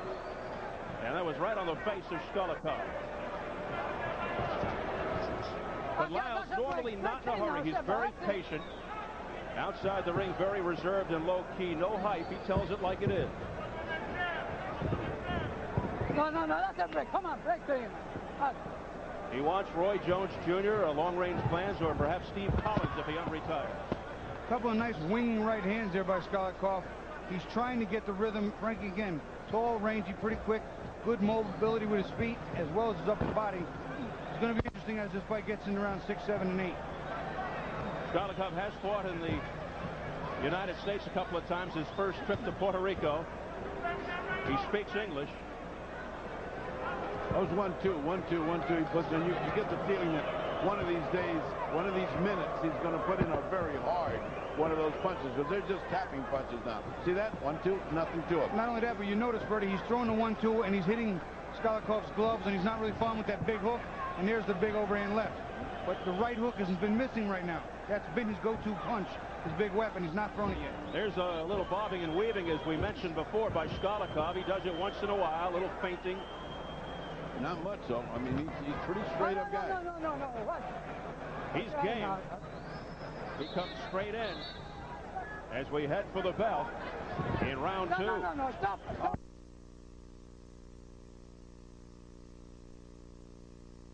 From Waldo.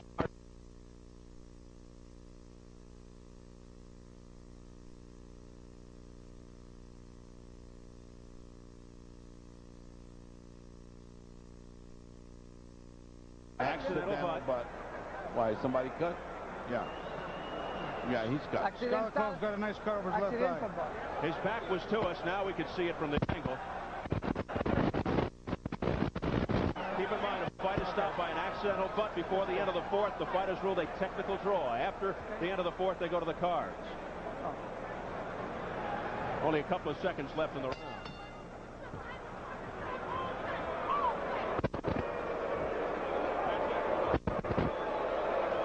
Let's go to our Russian translator, Angel Oliveras. Yes, I say now that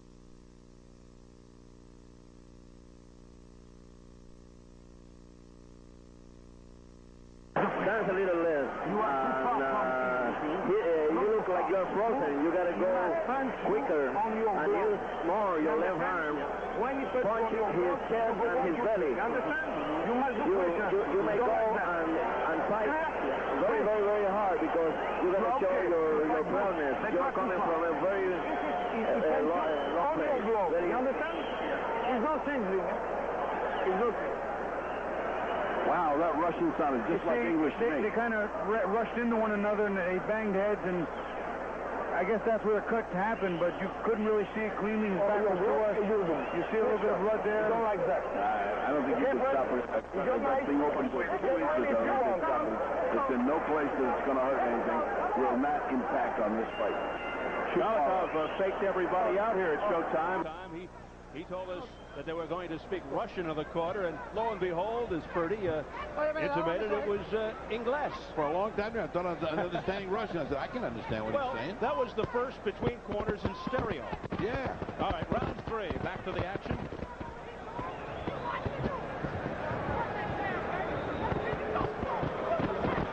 Crowd beginning to boo. They want more action. They saw a lot of action in some of the undercard fights here earlier tonight. And this place is packed. And the decibel levels can get real high. And they want to see bell-to-bell action. Boy, they've had it in the undercard. Boy, the guys have gone at it. But that is not Frankie's style. Frankie Lyles in general, he usually is very patient and builds up points. This is a right hand by Skalikov, and Lyles takes Skalikov down. A wrestling tactic by Lyles. He got Frankie's attention with that right hand. Frankie ran in to hold him and tackled him. Now, something for the people at home that may be frustrating for a lot of people is for me. Every time Skalikov comes in, or any fighter on Frankie Lyles, Frankie will tie him up and hold him just like that. And the fighters are just trying to fight, and they get penalized for blows behind the head, blows all over, but it's illegal to hold a man like that often. And now Lyles is fighting mad. I want to tell you, Lyles was in trouble, big trouble. If he doesn't tackle him, he takes an 8 count there. He buckled and the rope held him up. Frankie Lyles makes no attempt to do anything other than grab, and that's illegal. Well, that right hand by the Russian Skalikov certainly got Lyles' attention, and it stunned him. It momentarily dazed him, and then he kind of panicked and tackled the challenger. Well, it's very smart because it saved himself an 8 count because he would have gone down. He was down on the ropes, and had he not tackled him, he'd have been counted, and this would have been a 10-8 round. So he's smart. Frankie still appears to me to be a little flat. There's no real sting on his punches. His timing seems a little off. He just doesn't seem to have the fire he usually has. He's been down 2 times in his career against Tim Littles when he was knocked through the ropes, and then once early on in his career. He hasn't got the punching power right now. He's waiting to just let this round go by. He's lucky if he doesn't get tagged before the end of this one.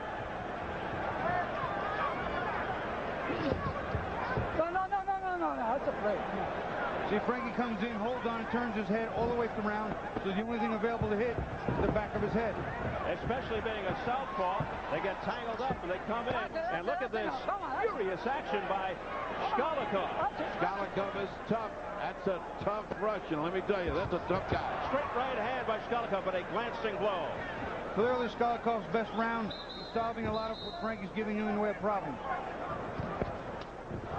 Big round for the Russian, the #1 contender. Good round for the Russian. Gaining good round for Andrei Skalikov.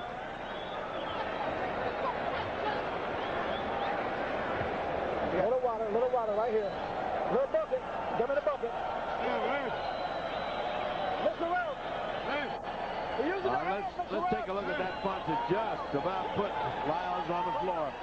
The right hand. There it is. Now look at him. The ropes are holding him up, and then he is going down. He's got to hold on. Smart move on Lyles' part. Frankie Lyles got, if you watch it again, it's a double right hand.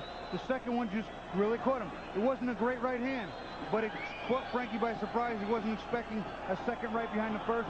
Something that I used to do when I fought Southpaws. It's a sneaky punch. If you use it well, and he did, it can be effective. I got it. That's a wake-up call. This is not going to be easy. Use your job as much as possible. What they say, get your lunch done. It's going to be a while.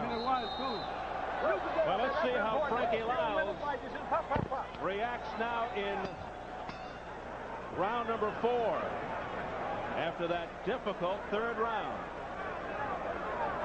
Skalikov should come out with a lot of confidence here, but he doesn't want to work too feverishly. Take his time, be patient. Well, he's left his guard. He's tough. He's hard. He's going to come in. And Frankie Lyles has now got to put some hurt on him to keep him from coming in. And from all that enthusiasm he got after that round, he's got to come in there hard. Here's the online scoring. They've got Lyles ahead 2 rounds to 1. But Lyles is the type of guy that sometimes does need a wake-up call, and then he really gets into high gear after being in some trouble. Well, I think he was just issued part of that wake-up call. He got that one. Combination to the head of Skalikov, but soft shots. Yeah, Frankie's not throwing with a lot of viciousness behind his punches. No bad intentions. Right down the middle, most of them being blocked, but clearly Skalikov has to be more busy if he's going to win the round. Do you think Lyles is a little cautious right now because maybe he has felt the power of Skalikov? I don't know that Skalikov's power is that impressive as is his imposing nature. He's in your face all the time. But Frankie Lyles is fought that way. He just goes along like on the middle of a spring day and all of a sudden, wow, there comes a punch. And that's the way he's knocked out a lot of the guys on our fight. So he lulls you to sleep 1-2, 1-2, and all of a sudden the hook follows the 1-2. And with a lot of evil intention. He's got power. He's got power as Lyles. He can knock this guy out. We saw that as evidence in the Tim Littles fight a few years ago over in England. No. Where he came back.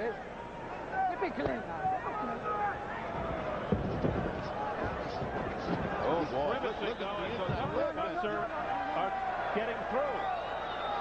Very, very, very tough fighting on the inside. Well, the referee will always tell you if you had a free hand, use it and punch with it. And that's what Skolikov's doing, but Frankie Liles is trying.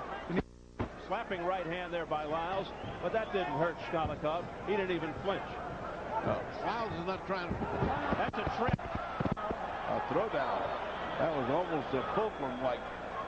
Their legs tangled up. That's that problem with the southpaw. You step on each other's feet. You have that type of trouble all the time. It's always a problem.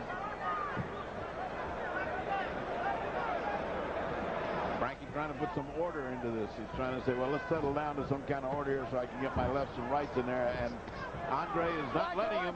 He keeps coming in to rough him up. More headbutting Skolikov as Liles complains to the referee. And another factor that you have to look at. Another fact you have to look at, he's got anticoagulant on the top of his head, which means when you rub around the eyes. And that's problems, as Bobby's found out and Ali's found out. Some decent work on the inside, body work by Skolikov.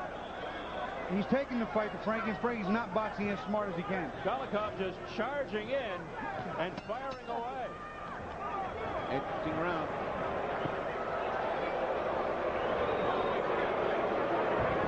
Hey, listen. This guy, he can fight. You see? You too, huh? Okay. Breathe. Okay, come on. You must do a position. Like you do, it's good, eh? But more smart. You are not in your country. You are in America. Yes, I know. Okay? So, you must be intelligent. You are close. Okay. Don't need strong too much. All right, let's take a look at the way they tangle legs, and I think Skolikov helped him. See there? He pulled him over his leg, over his left leg, in fulcrum-like fashion, and he fell right on his... And you got the right uppercut. Rusty does. You got the right uppercut. And we also got straight left hand. But don't rush it, okay? Don't rush it. Let's go. So some dirty tactics by both Skolikov and Liles. Liles earlier tackling in a survival mode, tackling the challenger, and then some tripping tactics there by Skolikov. Louis Zacharias, who is from France, the manager and co-trainer, was doing the talking in the face of the Russian just a moment ago. Here we go, round 5, and things are getting a little interesting here. Getting hot. One of immediate effects of this can be seen on Skolikov's trunks there. All the letters are falling off, mostly vowels, however. But look at the sign is gone. Does each one cost $200? Buy a vowel? Ask Vanna. Oh, nice right hand. Oh, left hand. His other left. Left hand is driving me crazy. Right now, Frankie seems to have come out a little more purposeful, wanted to put a little more zing on his punches, a little more snap, and maybe just throw more punches because he's standing in the middle of the ring. He's not going back to the ropes as often. He's trying to keep a good circle around Skolikov. Well, the southpaw style doesn't seem to be bothering. It's bothering Purdy, but it's not bothering Skolikov that much. I'm not getting hit by it. That reflex, after you see a jab, you see the other thing come out, you say, oh, that's a right hand, and it's not. See, Frankie's keeping the fight in the middle of the ring where he has the range, where he has the reach, he has the leverage, not letting himself get backed up to the ropes. This is a smart fight for Frankie Liles. Yeah, Liles doing much better this round. Much better.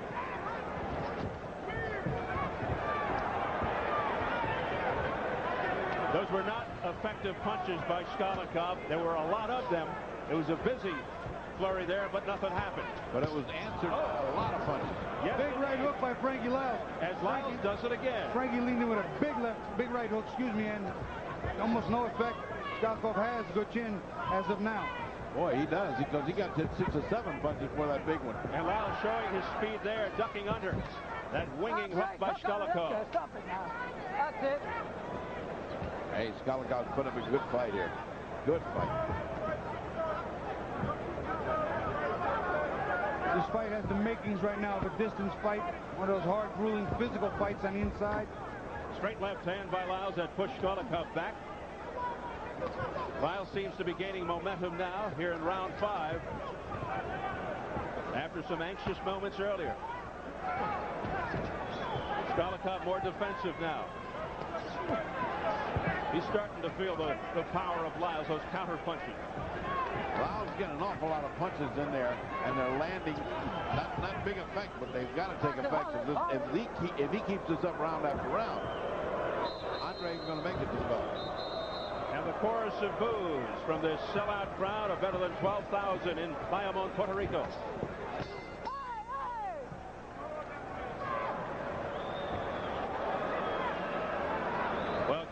Coming up next, our main event, the IBF Welterweight Championship. We go behind the scenes into the dressing room of the champ, Felix Trinidad, getting ready to take on the #2 contender and mandatory challenger, Mahenge Zulu from Kinshasa, Zaire.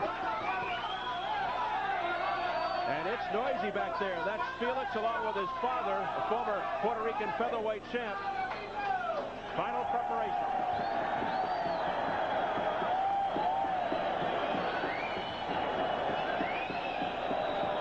Crowd on hand, very noisy crowd. They have enjoyed the night's festivities, but they're getting a little anxious here tonight. They want more action, as Larry Holmes is part of this crowd as well, former heavyweight champion of the world. You got the left uppercut, or you got the right uppercut. Preferably the right uppercut is more safe. He's coming like Tyson. When he comes, put the hand out, hold him out. And round 6 begins. With the exhortation to use your uppercuts. This guy is wide open to uppercuts. Let's see if he does. Skalikov only 13 knockouts in 29 wins, but he does consider himself a puncher. He did very well in the early going. Liles coming on now. Just sort of waiting for his moment, as it appears. He doesn't rush things. Skalikov keeps his hands high. He blocks a lot of those punches, and he just has a forward motion on his mind. He wants to go forward. He's taken a few very clean shots. No major effects that are obvious. A little cut, but that's from a headbutt, and he seems fine. Not a big puncher, but see, he leaps, he comes off the ground. His feet aren't planted, Steve, but he is aggressive, and he seems to have some physical strength. Meanwhile, Liles does not invite roughhouse tactics, but he can brawl, as we saw against Tim Littles in '96, a third-round TKO, and here.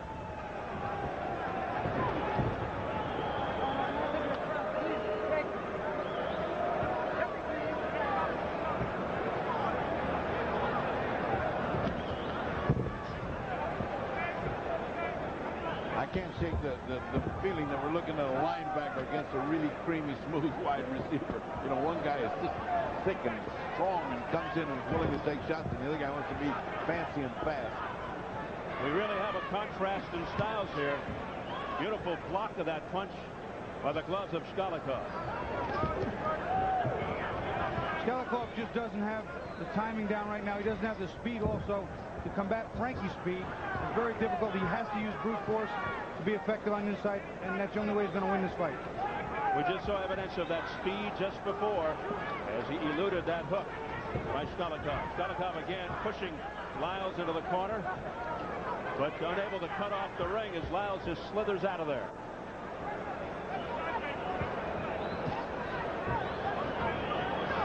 Liles a very smart fighter. As you can see, he's just picking his spots. He's got that right hand awfully low, though. He's looking, I was just going to say, he's looking to swing that counter hook. He's looking to lead with the right hand and dump the counter right hand over to drop the left hand of Skalikov. You know what he hasn't done? He hasn't thrown the uppercut that they wanted him to do in the corner. I don't think I've seen one uppercut in this fight.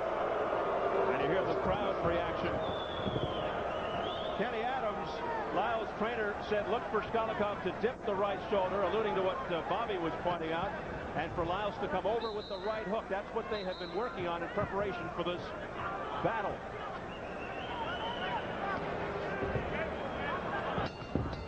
The bell.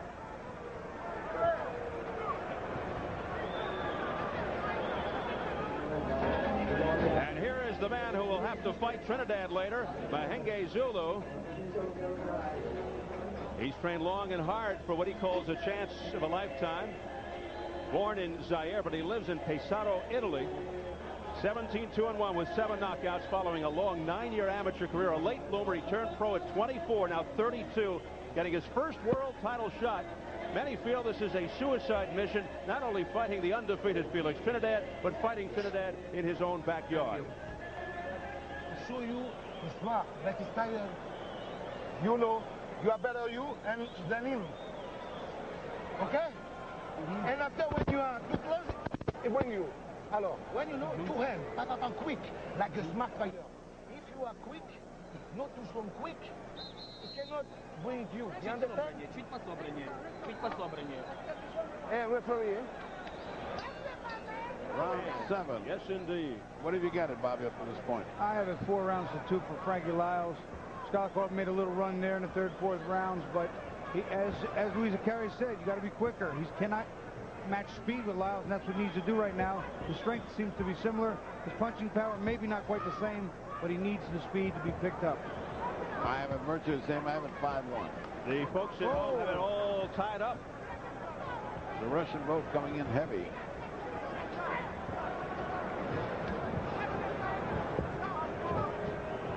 So a lot of interesting viewpoints to this fight.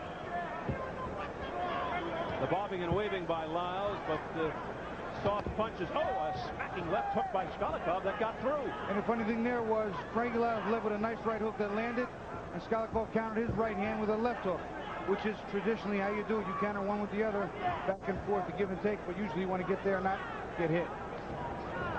Skalikov again charging forward.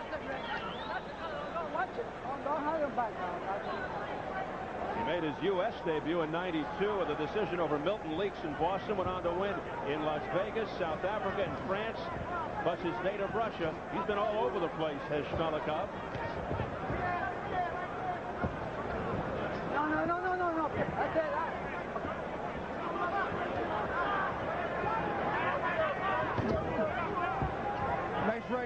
left hand. Frankie Liles threw a straight left down the middle. Got Skalikov's attention. Give him a little stutter step for a second there. Stunned him just briefly.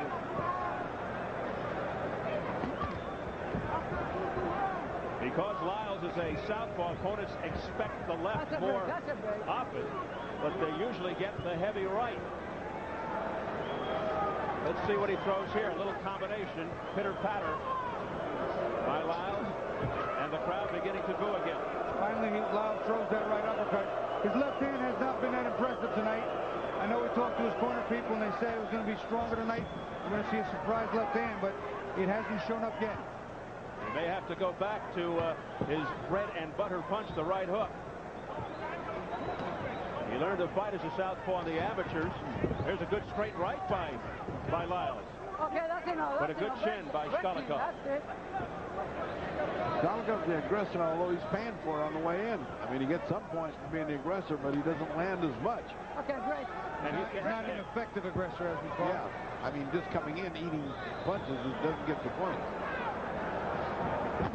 Straight left hand there by Frankie Liles, partially blocked by the gloves of Skalikov. I don't know why Frankie Liles doesn't fire one of those straight left hands right down to the solar plexus. Skalikov keeps his hands up from his chest to his top of his head. That body is wide open, Steve. No, that's not nice. Come on.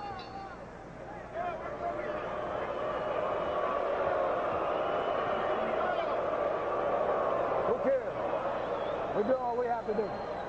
He ain't trying to do nothing. We do all we have to do. Don't worry about that. Now, we're still pumping his air. Now, he's going to be rushing out there now. He's going to be trying to come straight at you. He's going to be trying to come because he can't get to you, and he's not doing anything.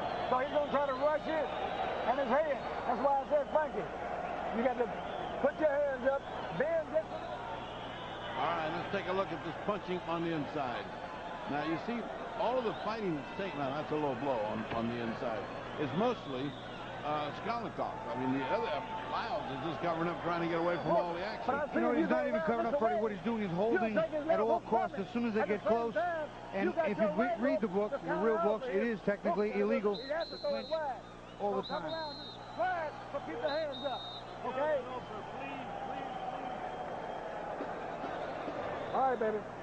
Frankie doesn't look too happy in the corner. He's your life. His facial countenance is not one of a happy man. Round 8. He probably knows this is one of those fights where you can't look good, even though, you know, he's the champion, he's winning. You can't look good doing it, and you just got to work for the win. Well, it's a southpaw against a right-hander with an awkward style. And it's making life a little difficult here for Frankie Liles. Combination by Liles to the head. Look at where those gloves are so high.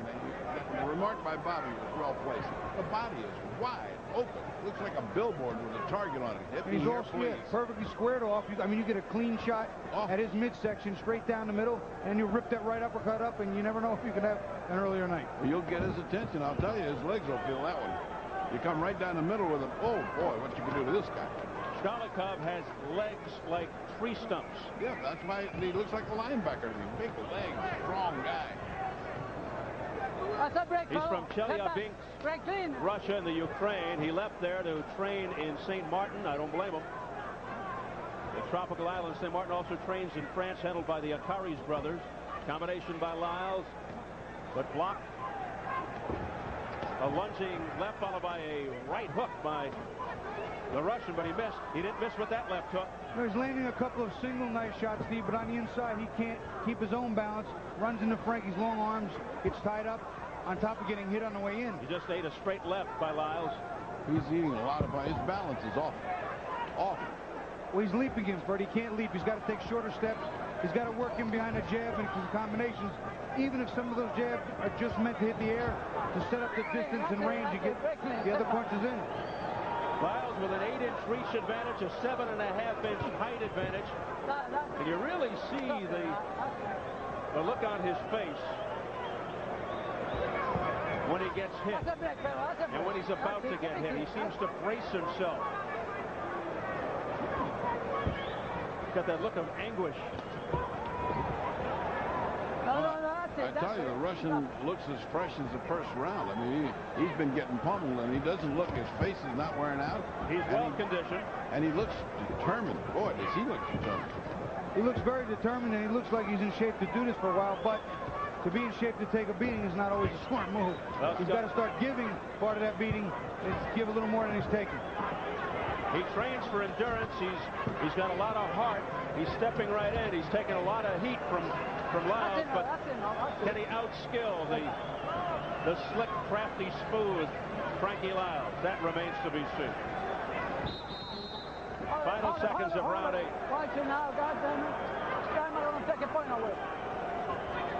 I missed that one, guys. That was just a hit on the break, but very little. Well, in 4 weeks, we'll bring you more exciting action on Showtime Championship Boxing from beautiful Lyon, France, when WBA Cruiserweight Champion Fabrice Tiozo of France defends his title against Terry Ray of Terre Haute, Indiana, via satellite, and that will be Saturday, May 2nd at 10 p.m. Eastern and Pacific. This is hook side. You understand what I'm saying? Here we go. You got to keep the hands up. That's important. The hands is up. He's still working the jab. Let's try moving, like I said, back to this right side. You seem to be more open, okay?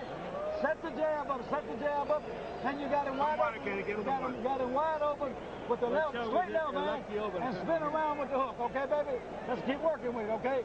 But use the jab. That sets up everything. Doesn't matter. We're winning with a jab. Who gives a shit? I need the men now. Men, 2 hands. 2 hands. Pretty succinct instructions from Kenny Adams. Use the jab. Well, we're winning with a jab. Who cares who boozes? Well, pretty something to say about that. He is winning the fight. Let's just win and get out of here. It's usually the credo. Well, there are those nights when you know your fighter is not going to knock the other guy out. You got to go here to the full 12. Just keep piling up the rounds. We used to have a saying in the gym, don't worry about looking good, but look good next time. Just win this one. Yeah, right. That's enough. Good. See, now that punch, that left hook that Shalikov threw to hit Frankie Liles on the side of the jaw and the ear is not illegal. That's not behind the head. No. It's on the side of the head. That's not illegal. He did it again.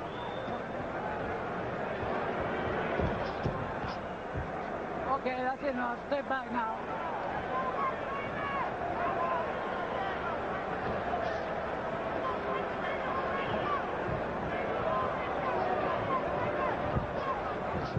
last time Liles went this deep was in 1995. Well, check that, his last fight with Jaffa Balagu. He went the distance. He went the distance with Mauricio Amaral 4 fights ago. But he does have 19 knockouts in his 31 wins. Okay. You know, I have Frankie winning this fight pretty handily now. He still doesn't look like the fabulous Frank Liles that I'm used to seeing. And a straight right. Yeah, a straight right by Shkolnikov that pushed Liles back there. That was a good right hand. And a low punch just in. Shkolnikov just ate a good right hook as well.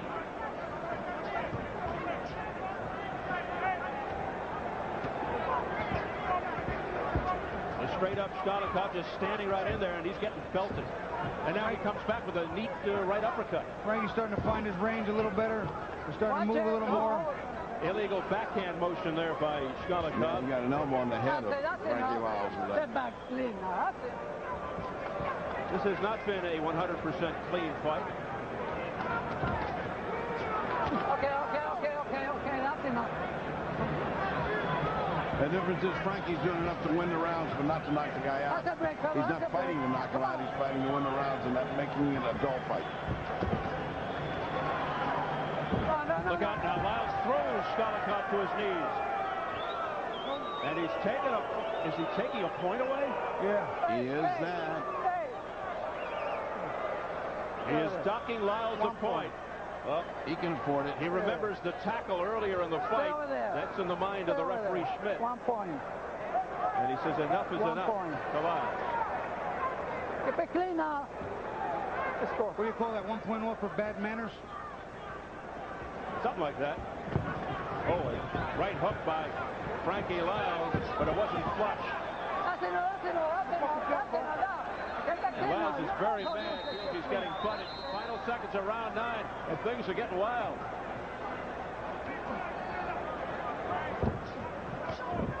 No. And the dirty tactics continue. Good, Andre. More, my friend. Итаки, Туэн.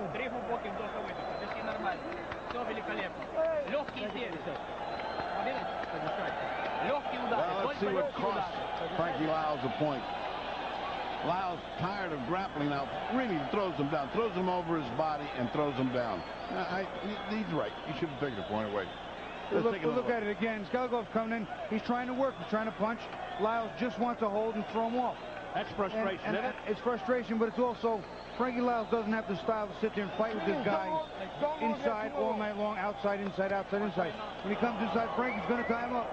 That's his style. That's part of what he does. Frankie coming up. I don't think it's necessarily correct, but Pop the jab. the referee fixed it. Some more. Frustrated. Spin around. Step around. Takes a lot. Don't let him steal the round like that. He got that one because he got a point. You got to get it. Just go get it. Well, Kenny Adams urging Frankie Liles to continue frustrating Shkolnikov, but it seemed like it was Liles who was frustrated by throwing Shkolnikov to the canvas. Liles frustrated. He can't hurt him. He can't put him down. And every time he comes in close, he gets roughed up. This kid's awkward style, Shkolnikov, causing headaches for Frankie Liles, who's the champion. Round 10.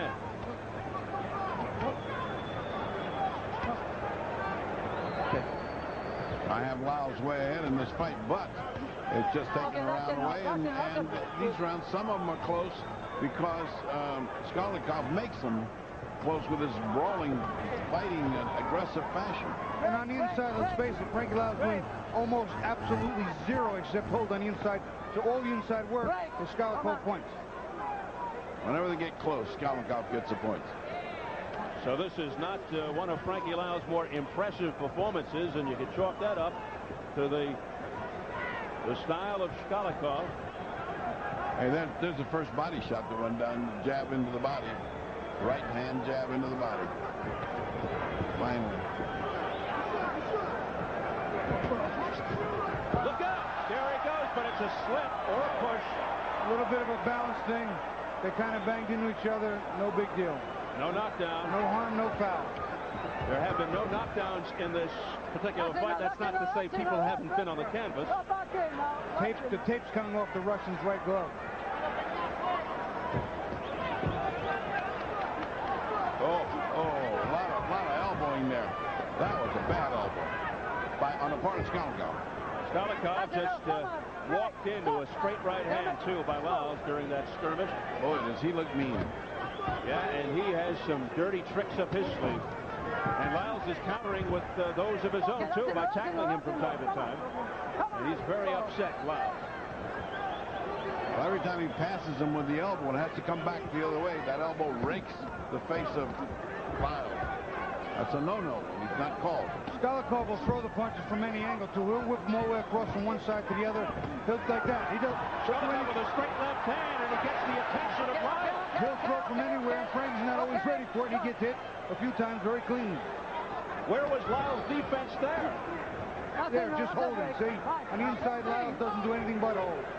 Liles doesn't want to get any part of that infighting, and therefore he's losing a round like this because the other guys just out fighting him. Frankie clearly lost this round. Andre is out fighting him. He's just guts, and he's coming forward rough, crude, but he's out fighting the champion. Liles on the defensive, fighting as he backpedals. And this referee, Valdemar Schmidt from Ponce, Puerto Rico, is getting very upset.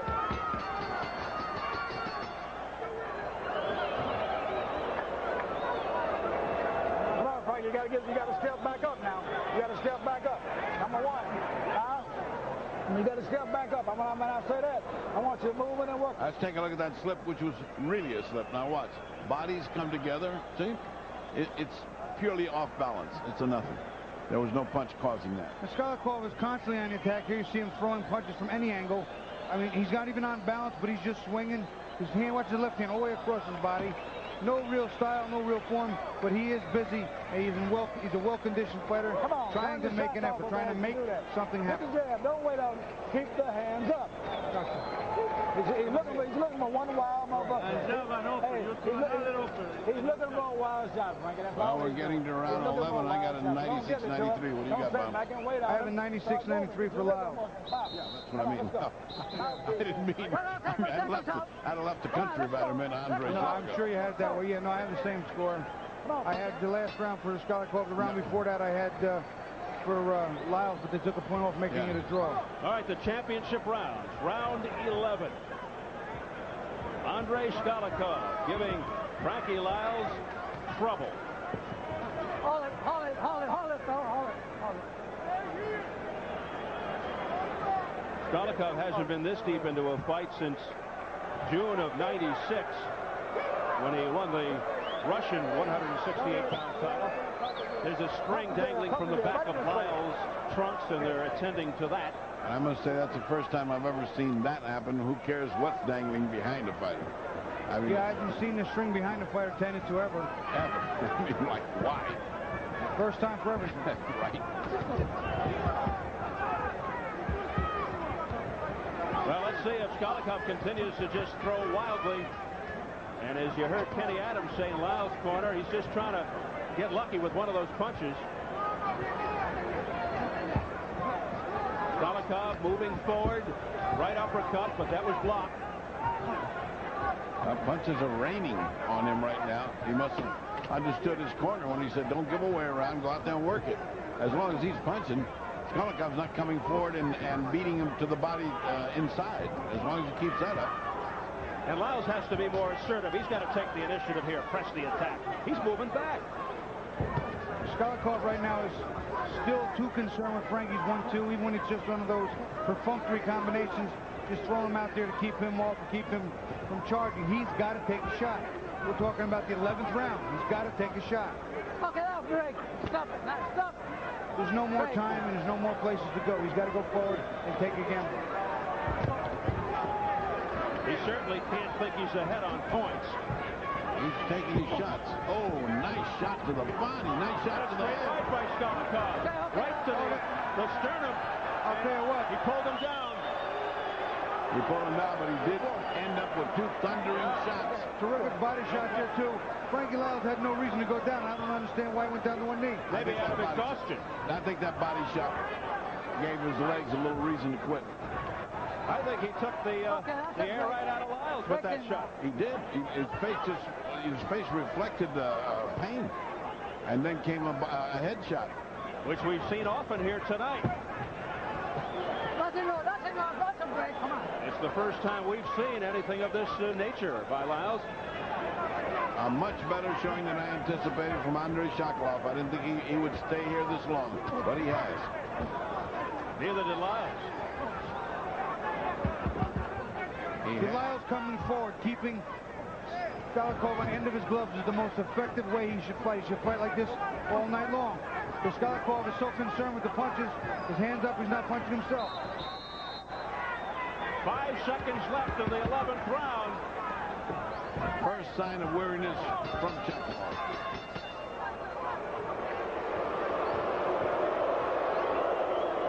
We gotta do that again. We gotta do that again. You hear me? Huh? No, watch out, man. Hey, wild punches. Frankie, keep your hands up. Punch on the chin. Now, Big Smart, we never still. I want to see you doing the same thing. You gotta do the same thing. All right, let's take a look at that incredible punching power. There was a good shot to the stomach and a good shot to the head. One followed the other as if a payoff for that great body shot. The head came open Bobby. Yeah, and there was one more after, too. He throws a good right hand to the body. That hurt. See the winch on Frankie's face? You know that bothered him. Then his right hand to the chest and neck. Now, if they let the camera run a little bit, you'll see another right hand right above, right there. It's on its way. They cut us off, but it was right ready, and he went down to one knee. Liles could verify that. Don't back now. Don't back. End of that round made for the first time that looked weariness on Shakalov's face. Now, he has to have a knockout to win. I don't think either on Bobby or my scorecard can he win. Here we go, round 12 for the WBA Super Middleweight Championship. Frankie Liles finding himself in a tussle here with the awkward Russian, Andrei Shakalov.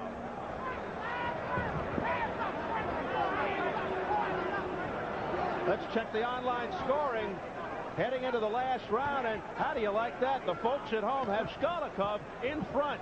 Well, you know, in all due fairness to the guys at home, although they're also not ever boxed or had to really score fights, at home you can't see a lot of things we can see here. Inside work, clean punches, and it's just different to watch them on TV. Even for somebody like myself to score at home, it's sometimes different than ringside.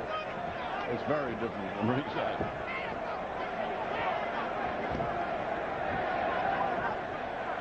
Andrei Shakalov hopes that Gonzalo Rivera, Cesar Ramos, and Ova Oberson feel the same way as those at home. Those are the 3 judges ringside.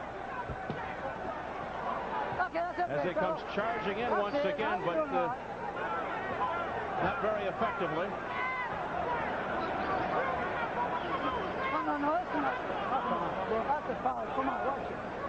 But Frankie Liles just seems tired, exhausted. He just can't get anything going against this guy. Cannot initiate the attack. And neither can Shakalov. I mean, this is the kind of fight that's very grueling, very brutal on your body. It's very tiring, debilitating. It's one of those fights that's almost half wrestling match, half boxing match. And it's got to be 100 degrees in this arena. Yeah, it is warm here in Puerto Rico, but that's what you get when you fight in Puerto Rico, and a great fight crowd who appreciates fighting. Plus the hot television lights above. I love to come to Puerto Rico to fight. Great fight place. This is boxing here. You look around at this crowd. Tremendous. And Shakalov once again with a furious barrage. Just very busy. It sure won't be for lack of trying on the part of Shakalov. He wants to fight. He wants to hit anything that he can hit that the referee won't take a point from. I'd hate to bet on who would win outside the ring between these two guys, because Andre looks like one tough guy. And these 12,000 would go out into the parking lot and watch it. I mean, he looks tough. I'd go with him. Me too. Final 30 seconds of the fight. You hear the boo birds. No knockdowns in this fight, but plenty of takedowns. A lot of elbows, a lot of headbutts. We've seen everything but a bitten ear. I know, don't even mention it. Final seconds of the fight. You hear the whistle. A bit of a derisive cheer from the crowd as the bell sounds. What do you think? I clearly think Frankie Liles wins the fight, but you know, It's not a fight that can help him in any way other than he got paid. He goes home, he's got another win, and you got to start over. He didn't look good for himself, but this fighter is the kind of guy who can't make you look too good. He may have come into this fight thinking ahead to Stevie Collins or Roy Jones, and sometimes you have a tendency to overlook guys. Well, guys, at the end, I got 115, 112. Bobby, add it up. I have exactly the same way. I give the last round of just on sheer trying and sheer guts. Aggressive, but it's too little too late, and he didn't do anywhere near enough to win. Well, let's see. Top of the head there from an earlier headbutt. I tell you one thing, I'd hate to be in Las Vegas and bet some money on this if it was in Las Vegas with the wacky things we've seen there. The wild and the wacky. Well, Gonzalo Riveras of Maracaj, Venezuela. Cesar Ramos of San Juan, or Ramos, however you choose. Ova Overson from Denmark. Those are the three judges. Well, that's an impartial group, and no one should have any favoritism there. Yep, no Russians, no Americans. Shkalikov's head cut in round 2. You saw the badge of honor on the top of his head. A tough night, even though he could win this fight for Frankie Liles. All right, let's look at some good Liles footage. I mean, in the 7th round, there wasn't that much to pick from, but as you saw, the punches that land well, but don't with no effect. I mean, they just don't bother this Russian. And Bobby, take this one. You know, later in the fight, Shkalikov's just winging, trying to do anything he can to get in, hit Frankie. Frankie's showing some signs of fatigue. Shkalikov, again, just a tough guy coming in, very unorthodox, very awkward, just doing whatever he could to try and close the distance in his scorecards, at least in my opinion. Frankie Liles, an intelligent guy. He knows the score, generally speaking. He's not a happy guy right now. You can see it on his face. He knows he didn't have this in mind tonight. I like Jimmy Lennon's face. He's a mask. You can never tell who won. He's like his father. Poker face. Complete poker face. You can't tell who won. Well, he's got the cards in his hand. Momentarily, we'll find out the decision. The great Jimmy Lennon. And let's go to Jimmy Lennon Jr. right now. Jimmy. Damas y caballeros, tras de 12 rounds, tenemos una decisión unánime. Ladies and gentlemen, after 12 rounds, we do have a unanimous decision. Here are the score totals. El juez Riveras tiene la pelea 115 a 114, 115 to 114. El juez Ramos vio la pelea 115 a 112, 115 to 112. And Judge Ovesen anota 118 a 110, 118 to 110 a favor del ganador, in favor of the winner, and still champion fabulous, Frankie Liles. Well, no surprise, but you hear the boos from the crowd here as Frankie Liles is awarded the unanimous decision. One had a big disparity, 118 to 110, while the other two judges had a 115 to 114 and 112 115. So the crowd was booing all throughout. They got behind the underdog, who's taken a victory lap, and they stayed with him all night long. Frankie Liles with Jim Gray.